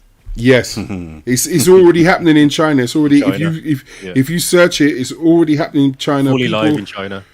People get a time and a date to receive their allowance, and then they have to spend their allowance in certain places. They can't just go anywhere with it. It's only certified. Like, you have to get your bread from here, your milk from here. You're controlled in everything that you do, and if you don't spend that allowance, you don't get it back next time. So in other words, you have to live on the exact amount they give you and where it actually goes and what you actually do with it. And it's already in trial. It's But already the happening. scary part of that is the social side of it, the social credit score.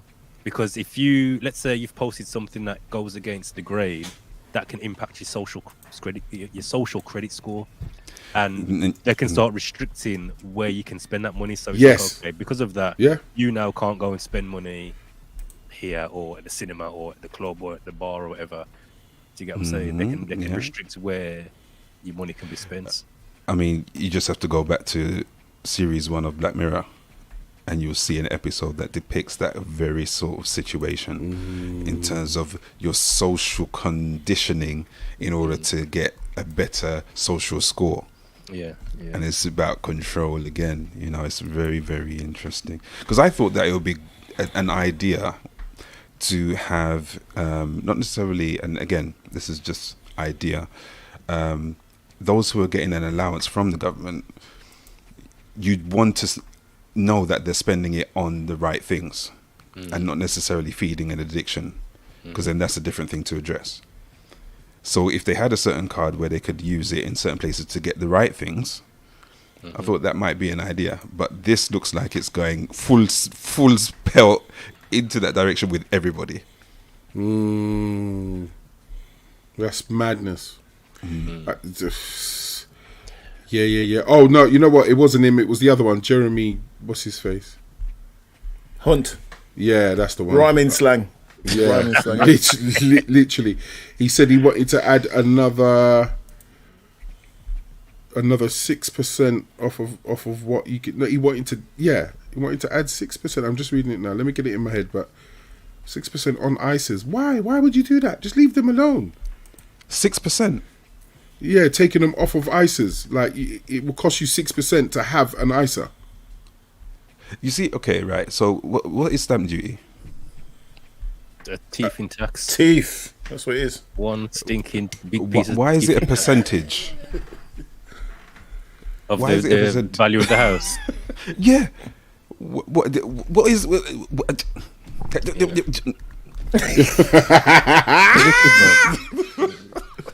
They're wicked. I'm telling you. I don't get it. Stamp duty is a tax you might have to pay if you buy a residential property or a piece of land in England. Yes. I mean, it's got the name. We know what it is, but what is it? As in, What's the purpose? What's the purpose? What are you doing to deserve? Oh, the purpose. You've got enough money to buy a house for me peace. over 250. Give me we're money. taxing your ass. That's what it is. Give Or me you Well, own two properties. again, like historically said, it was brought in 1694 to raise funds for war.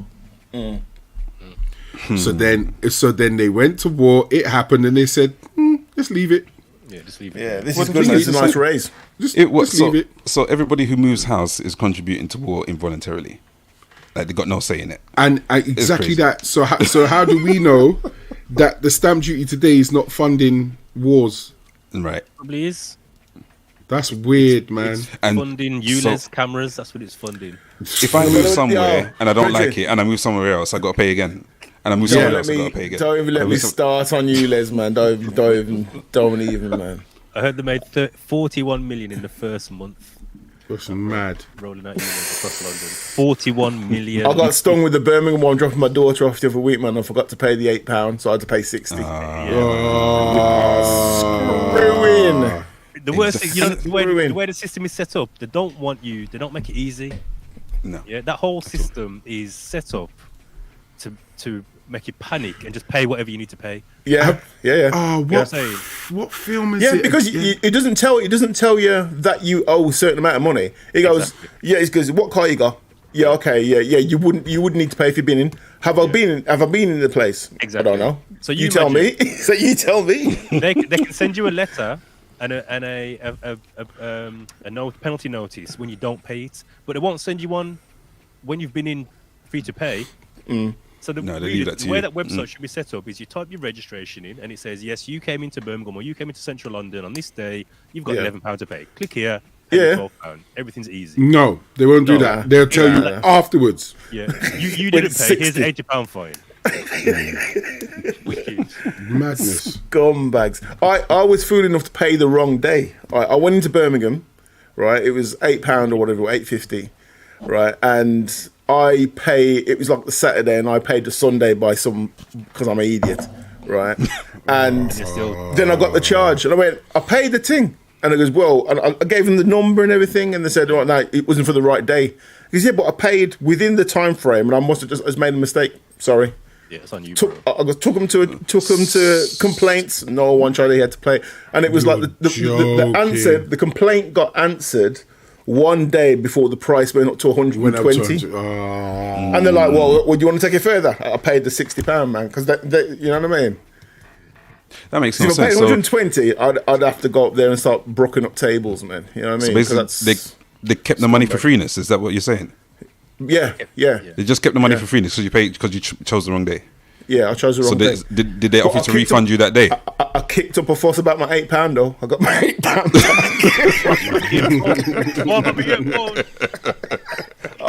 I raised Cain. I made a whole heap of emails just to get my £8 back. They weren't going to pay me back my £8. This is the crazy thing, because the amount of resource and time and effort and whatnots to get you your £8 back. Yeah. It makes no sense from in terms of you're going to be paying. This is what I'm Saturday and done. Yeah, simple. These lot just don't anyway. They don't care. UK Web Boys put up a little breakdown just in case anyone didn't understand. If you're a first-time buyer, you can pay no stamp duty on properties costing up to $425,000, and the discounted rate on property purchase up to $625,000 for first-time buyers. Thank you. And then after that, I think it's 125,000 is up to. You've got a second property, it's 125. Around first time buyer at over $500,000. This is what I'm saying. This is what I'm saying. I was walking past these flats and they said help to buy. Okay, yeah, good, help to buy. How much are the flats? 665,000. You need help? What kind of? I would say just move. You could buy the whole of Wolves.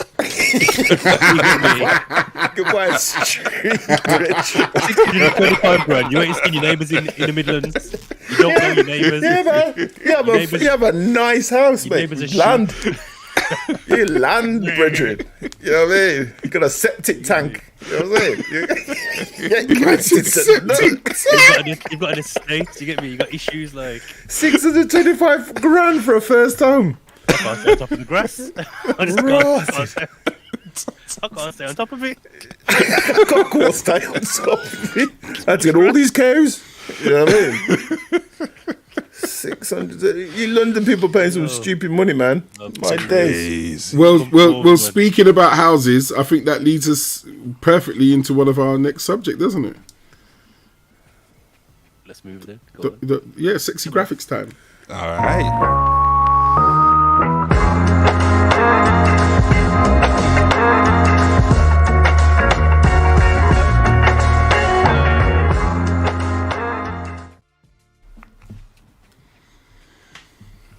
I enjoyed that more than I thought I would. That was chicky. Yeah, man. I felt my blood pressure go up exponentially when stop it. You mentioned you, Les, man. I will fight someone. I don't get irate very much, you know, but you say you, Les, and congestion charge, man, I get vexed. Just a quick one. Mitchie, whenever you can, just post up that petition again before they finish so they can see it. Thank you. So, we were talking about properties and real estate and all that. There's been a recent saga going back to celebrity gossip. There was some recent news. Yeah, man. Paparazzi business over here, man. The Breakfast Club famous DJ Envy is in some trouble. this week and well, recently, I think it's this month. Yeah, last couple of weeks he's been. Last couple of weeks. So he's basically the Breakfast Club studios have been raided. I believe he's been arrested. One of his colleagues has been arrested and charged with fraud, all off the back of his real estate seminars and training and advice that he's been pushing for the last 5 years. And it's come out that it's basically been a lot of scamming, Ponzi scheme. So, Or pyramid scheme, if you don't know what Ponzi is. Like, it's the same ethics.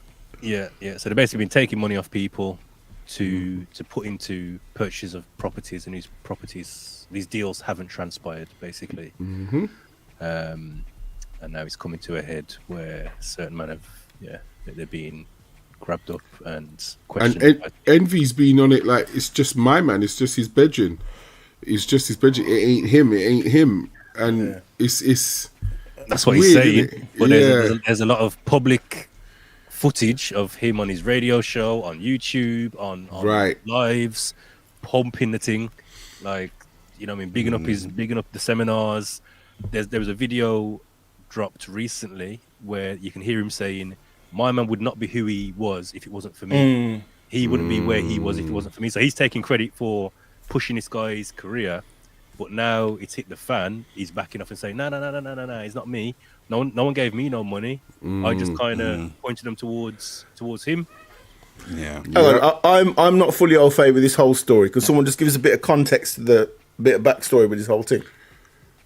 from Like, my who are we talking about and what one? Yeah, so DJ Envy from the Breakfast Club. So Power 105, iHeart Radio, one of the biggest sort of I would say video podcasts with their interviews, one of the biggest video podcasts in the world. Charlemagne, Angela Yee, DJ Envy. So he is partnered with this guy who is a property tycoon or property specialist. yeah, I mean, it's his friend. it's bedroom. It's his bedroom. Yeah. Over the years, he's brought him on the show, bigged him up, give him the platform, saying this is what he does. You know, I mean, we need to invest in our people, us as a people. Yep. Speaking about the black community, we need to invest in property. We need to buy back the block, and this is the way to do it. And my man's going to show you how to do it. And we've got seminars, and we've got this, and we've got that going on. Yeah. And then my man Money ripped with him us. off. Yeah. So people so have put like grands, like tens of thousands of dollars into these property deals, and it's basically come to nothing. Nothing. And so man's because yacht. he's been pushing it, they're saying that, you know, you've been part of the whole thing. Yep. But he's saying no, he's not So now he's been. backtracking. Yeah. And there's videos of him saying, "Make money with us." Yeah. You know, I'm here with Caesar. I'm here with Caesar Pina. I'm here with Caesar Pina. I'm here with lots of videos of that. But you know, now That's it, it's a case of that's Caesar. not a thing. Yeah, that's his name, Caesar. Yeah. Yeah. Yeah. So it's messy, man. Even I watched them on Earn Your Leisure, and when they sat down with them, and which is another podcast, financial podcast. If you haven't follow it, brilliant, absolutely brilliant. And I was weird. I was like, ain't that the DJ guy? What's he doing here talking about houses? And then the same thing, him and, you know, the Caesar guy, this is what we do. This is how this goes. I could teach you how to do this. Exactly what Fritz just said. And, you know, when I then go back to certain clips, there's been clips that have now come out of Envy talking about it in the middle of an interview with comedians and other stuff. And they blatantly turn around and say to me, I ain't getting involved in that. That's a Ponzi scheme. I ain't getting it. And then now the clips are resurfacing on the people that point blank said, look, this sounds dodgy. I'm not involved. It's not there. And it's all swinging round to bite him. And I think that's one thing now. You can use your fame to promote things, but then not being funny, like do your own homework. Know who's sitting next to you. You know what I mean? Know who's sitting next to you, because that could be his career over, because over there it's different, isn't it? It could just go federal, state, or I don't know how it goes. State prosecution, federal prosecution, whatever, like Crown and magistrates and whatever. It's gone all the way up. It's gone up. Yeah. There was a video of DJ Envy, so this has resurfaced, of him kind of making joke after Joe Budden. So he's talking about the projects he was involved in, the real estate projects, and he's saying, when I first started this project, I phoned 3 people. I phoned DJ Clue, I phoned Fabulous, and I phoned Joe Budden. And Joe Budden says, I'm not interested. It's a Ponzi scheme. You're going to go to jail. And he was kind of clowning him because of that response. And now look, it's turned out that it's a Ponzi scheme and it's potentially go to jail. Wow. So, It's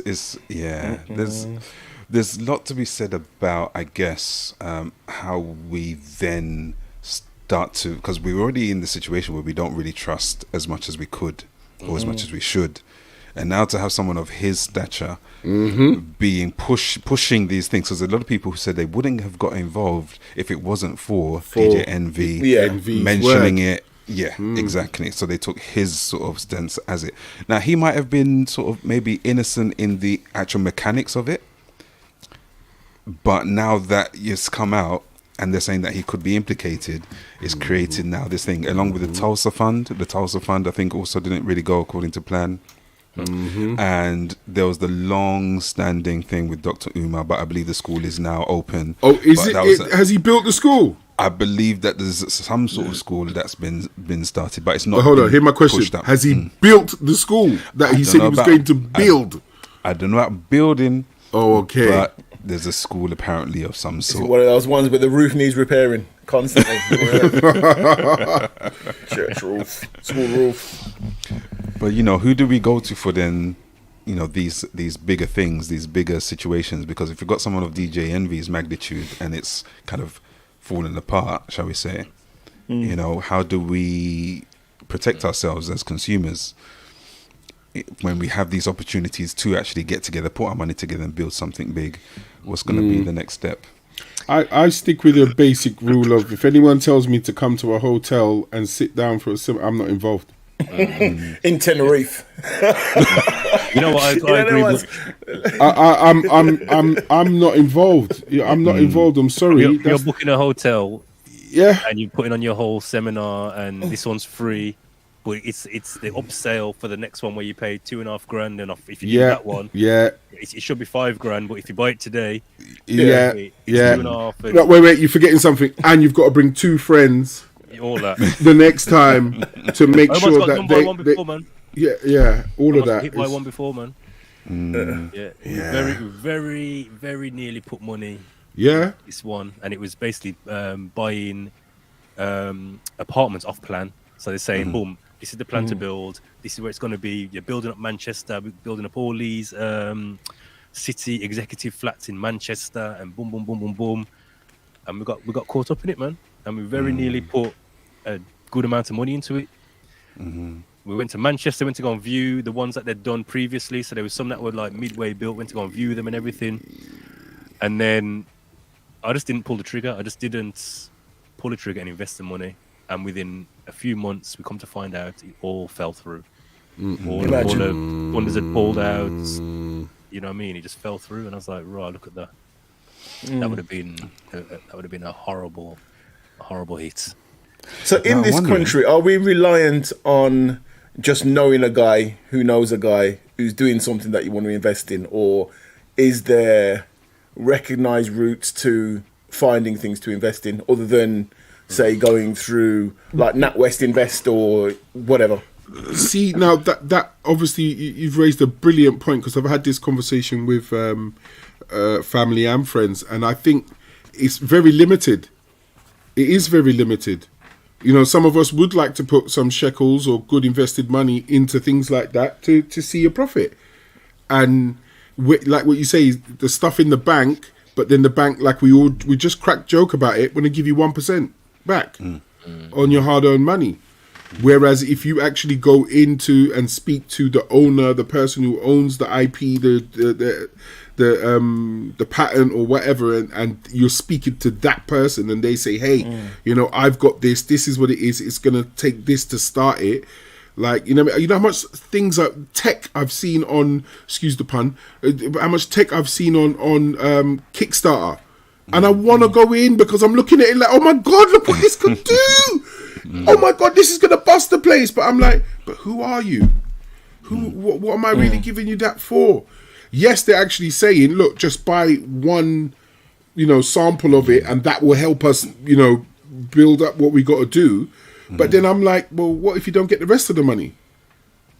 So I'm trying to read through all the clauses to try and find out, if I don't get my money back, what happens? And I felt disheartened. But when you see some of the technological stuff years ago, when Kickstarter started, that are now just normal, watches that can do your blood pressure, 2000 and whatever, I wanted to invest into them. Wanted to invest into them because I knew that healthcare is going to be big now in 2023. It's going to be massive, and in the future. You know what I mean? But again, this is why I watch certain things on YouTube and anything else, and try and navigate my way around. And then I jump on my stocks and shares, read the white papers, do the evidence, check it all out. I might not go, whole hog into it, but I put a little bit of change in it and do what I can do and see what happens. Yeah. But I don't know if anyone else has got. I know, like in NatWest, I've been with NatWest for a while, and they have stocks and shares ISAs where you can choose like your perceptive, your level of risk that you want to do, basically. So they have like a low, medium, and high risk set of shares that they'll go for, set of investments that they'll go for. So if you go for a high risk one, the chances are that you can make a bigger rate of return annually on it, but you could also lose the lot. You know what I mean? Or medium and low. Do you know what I mean? So they've got that where the money's invested. So I think most banks will probably have something similar. NatWest have. So that's one way. Stocks and shares, yeah. Stocks and shares, some commodities as well. I think they go to as well. They just diversify the whole thing. But there's things like eToro and stuff I've never really got into. I just had to play with it. I have. There's all sorts of things, but it's like it's something to. I'm sure it's a steep learning curve, And exactly, like you said, like your opening statement, Tech. I think for me, if I was going to put money in specifically in property, I would rather do it with a friend. That's someone that I know who. Okay, I could see a track record. They've done it before. They might have done a buy to let or a flip or whatever. To get me, and I can see, okay, this person, they're on it. They're doing it. Yes. And if I've got a good relationship with them and I trust them, I'd be quicker to invest, $5,000 or whatever in a project with them than to go to a seminar and pay $5,000 for a seminar and come back with a folder and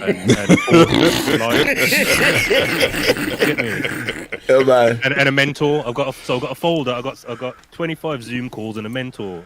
And I got 5 bags.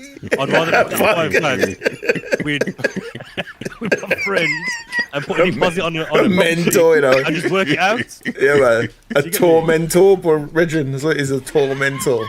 But during lockdown, when I banned television, I was on YouTube a lot, and I was self-taught stocks and shares, and I was watching certain people. I'm happy to personally share it with anyone, but when they started their podcast, they were very, very, very, very active on stocks and shares, and they broke it down in a way that made me understand, the risk levels, the understanding of it, what you got to do.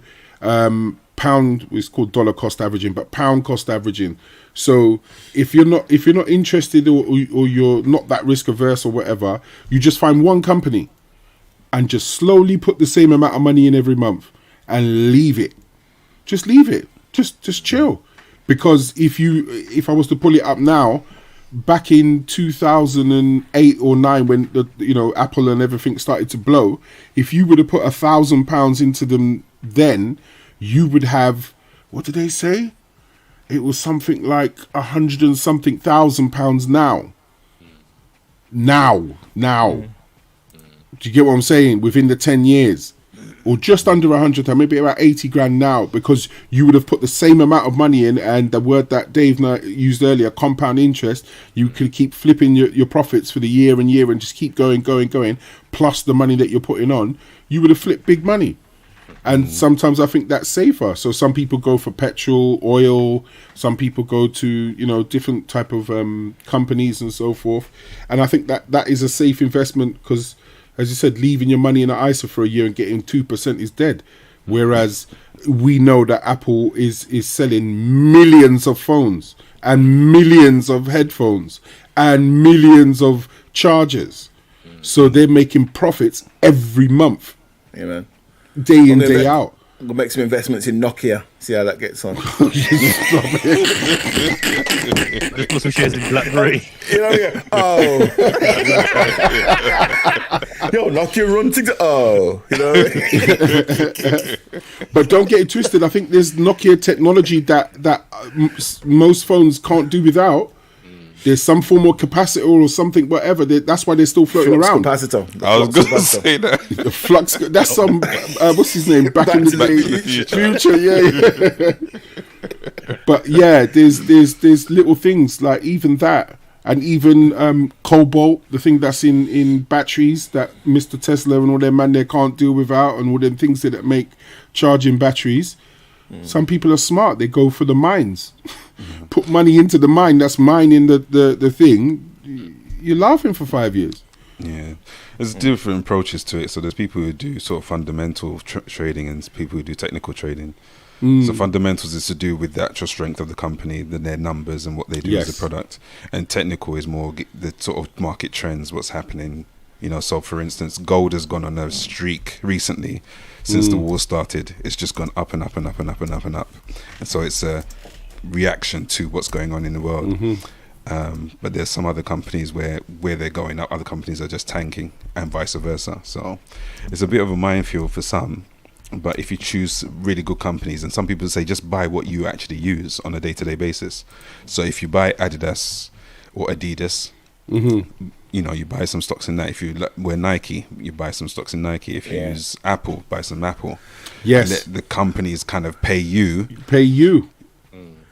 Yeah, I've got Man United. I've got Man United stocks, and like when Man United were looking to get bought out by some rich sheikh, stocks that. Yeah. And now the Glazers going, you know what, actually we ain't going nowhere. Tanked. Just tanked, mate. I just bought some shares in the SaaS company I used to work for, Process Streets. So as a former employee, you could buy it. You was sort of fixed or tied into a certain share price. Right. Do you get what I'm saying? So you know, if you're there for a certain amount of time, you can buy a certain amount of stocks. I was there for 5 years. Yeah. So I could buy up to X amount worth of stocks. And I thought, you know what? Nice. I'm buying them. You know, Yeah. I'd rather have that money in stocks than have it sat in my bank doing nothing. Yes. Because, Yes. you know, it's only going to go up. Yeah. Facts. I remember. I worked doors for a company called First Leisure. That was like I used to work for First Leisure. your First Leisure, yeah. And they had a stocks scheme Option. where that you could like, take your money out your sort of pay packet each week. I remember talking to the club manager, like, is this worth it? Like, and he was like, if you can afford it, just do it, man. You won't lose out. And it came up to a point where First Leisure actually got bought out by somebody else. Rank. No, not Rank. I know the one. Sorry, Yeah, but they got bought. They got bought out anyway. But like from that, I can't remember how much I put in, but I got like, a good few grand back from that. You know what I mean? Luminar bought First. No idea, but I didn't care, mate. Let's call the money. Like, raw. While I was like, noise. Yeah, man. Yeah. That was a nice little touch, mate. It's interesting because you have stocks and you have stock options, which is two different things. Stocks is you actually own the company. Stock options is you control 100 packs of 100 stocks. Yes. You don't actually own the stock, but you own packs of 100 stock valued at a certain price. Yeah. And so if the price goes up and you exercise those options, you can then sell at that price from before. Within a certain time frame, though, isn't it? Yes, they expire. Yeah, they expire. You got to get it in and out at that time. I've always seen, because there was this 15-year-old boy that took his mum's money, and she trusted him, and it was in lockdown, and he was flipping his mum's money. Yeah, he was. He pancake business. I'm on about seriously. She gave him like $2,000, $3,000. This guy was on every single. He started his own school. He started his own online thing, showing people how to do it. Everything. He was on TV. He got everything else because he was doing options. He like, something clicked and he got the option swing right and learned how to swing trade within the options and everything else. Smart. Smart. He's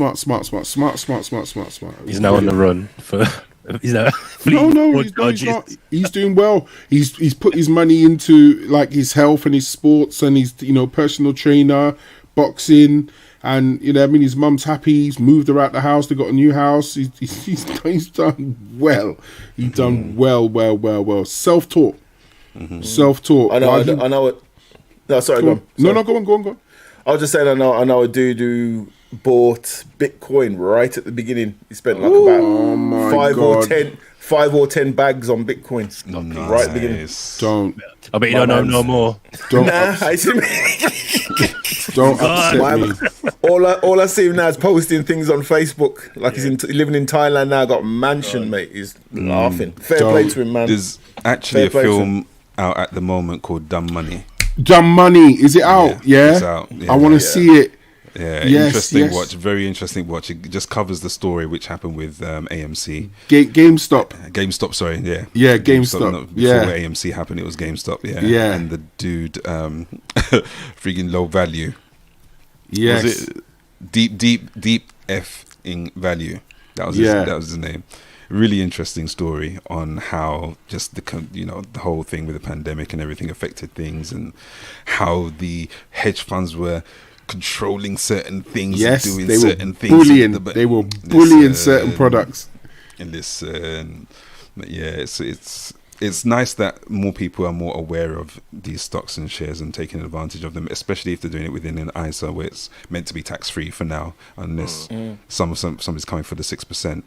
But in bringing it back to the DJ Envy and Caesar Pina thing, do you see us collaborating more with our investments? Do you see a way forward outside of just the friendship thing? I think people should collaborate more for investments. Exactly what Friction said. I think you need to talk to your group of pals, because I've seen it. There was 4 guys in America. They had a bank account. They wrote up a contract and they said, right, for how many years we're going to put $250 in every month until we've got the money for a deposit. They got the deposit, bought the first house, and you keep it all above board. You can win. If you've got the right amount of people for you, and it might not cost you as much as you think it would because you're splitting it up, but it's better to have a dividend of a like what we were saying, a £625,000 house, then you struggling to get $3,000 a month to pay off something yourself. So having friends around you, it could be, who said it earlier? Friction said it earlier. You and your friend go halves on buying a pallet of something, and you know where to break it down. Someone looks after the website. Go on Amazon, you post a package and get it out there. Why not? Create your hustles with your friends and family and so forth. Do it. I think do it. This is not the time to be, but be wary of obviously who you're doing it with, and make sure that they're on the exact same level as you. If they're not on it and you can feel they're in it for something else, like, oh, we've made £300. Yeah, I want my money. Wait a minute, let's reinvest it. No, I want my money because we've made money. If they got that mentality, brush them off. But if they say, nah, let's flip, let's grow, let's get into it, and you can feel that they're doing, go for it. Yeah. Go for it. Like UK Web Boy says there, we need more long-term trust. It's hard, man. I was in a mastermind group before. There was about 10 of us in the group. And we used to meet online at first, and then it got to the point where we arranged for an in-person meeting. We'd all sat down, bring and share, brought some food. Great environment, you know what I mean? I think we had probably about 20 meetings or so. We used to meet every week online. And it got to the point where it was like, okay, where are we going with this group, and what's the real purpose of the group? And someone came up with the idea of, sort of crowdsourcing, crowdfunding, collectively everyone put in and let's do something. Mm-hmm. So we started having discussions about what we could do, X, Y, and Z. And it just came up to the point where it was like, we just need an investment pot, then let's all put something in a pot. And then from there, when we know how much we've got, we can then move forward and decide what we're going to do.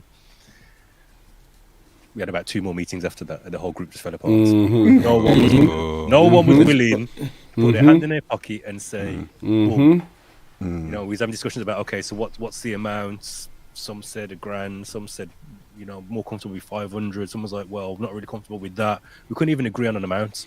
Mm-hmm. Do you get what I'm saying? And Wrong. like I said, after that discussion, wrong. we probably had about 2 more meetings, and then it just dwindled away.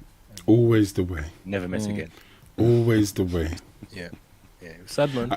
And there are some people who work better as an individual, and you know, sometimes they have good intentions, like they know the breakdown and the understanding of buying property or something like that, and they want to help their friends, but again, like what you're saying, it's the trust issues and everything else. Whereas my thing is share the knowledge,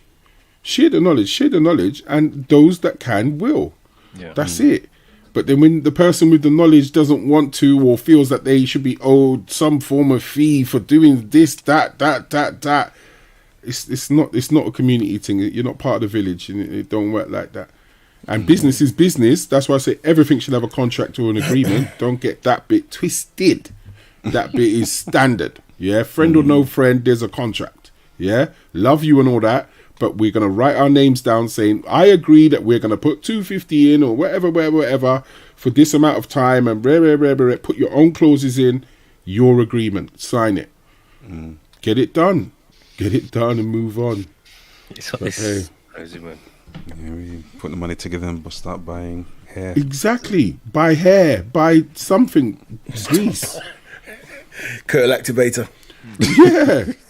Just let your soul glow. Contracts. Yeah, it's Contract. Yeah, of Hey, course give it me a is. fee. Yeah, man. 100%. Yo, peeps, it is 11 minutes past 11.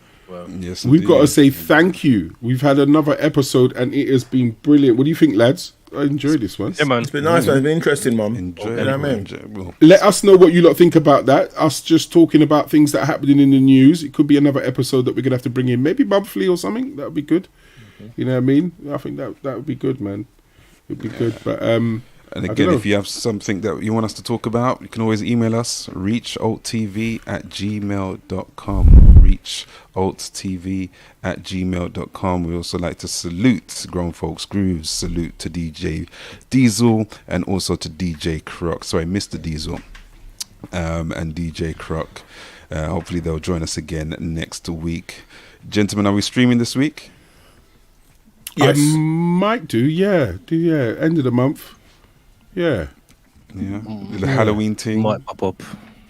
Yeah. Pop up. Yeah, man. I got a Thursday, 50th Friday birthday. for me. Yeah, man. I got a 50th Excellent. birthday on Friday, and then I'm at Winning Post on Saturday with DJ Croc. Oh, you got a busy one, yeah. Yeah. I'm going to be in Kettering on Saturday, and then Sunday, I think I'm going to shake a leg. I'm going to a house event on a rooftop. Oh, also as well, end of November, I've been booked for Groove Odyssey 14th birthday at Ministry of Sound. So, if anyone wants to come down, I'm in the R&B room as well. So yeah, busy night for me that night. Got a birthday party to do as well, so I've got to work it all out. Yeah. Lovely. And again, thanks Suggestion to from everyone UK in the Web, chat. Go UK on. Web Boy, monthly financial talk. Sounds like a plan. I like the sound of that. We could. I would like to review your books, your things. You know what I mean? If we could do that as one. Sure.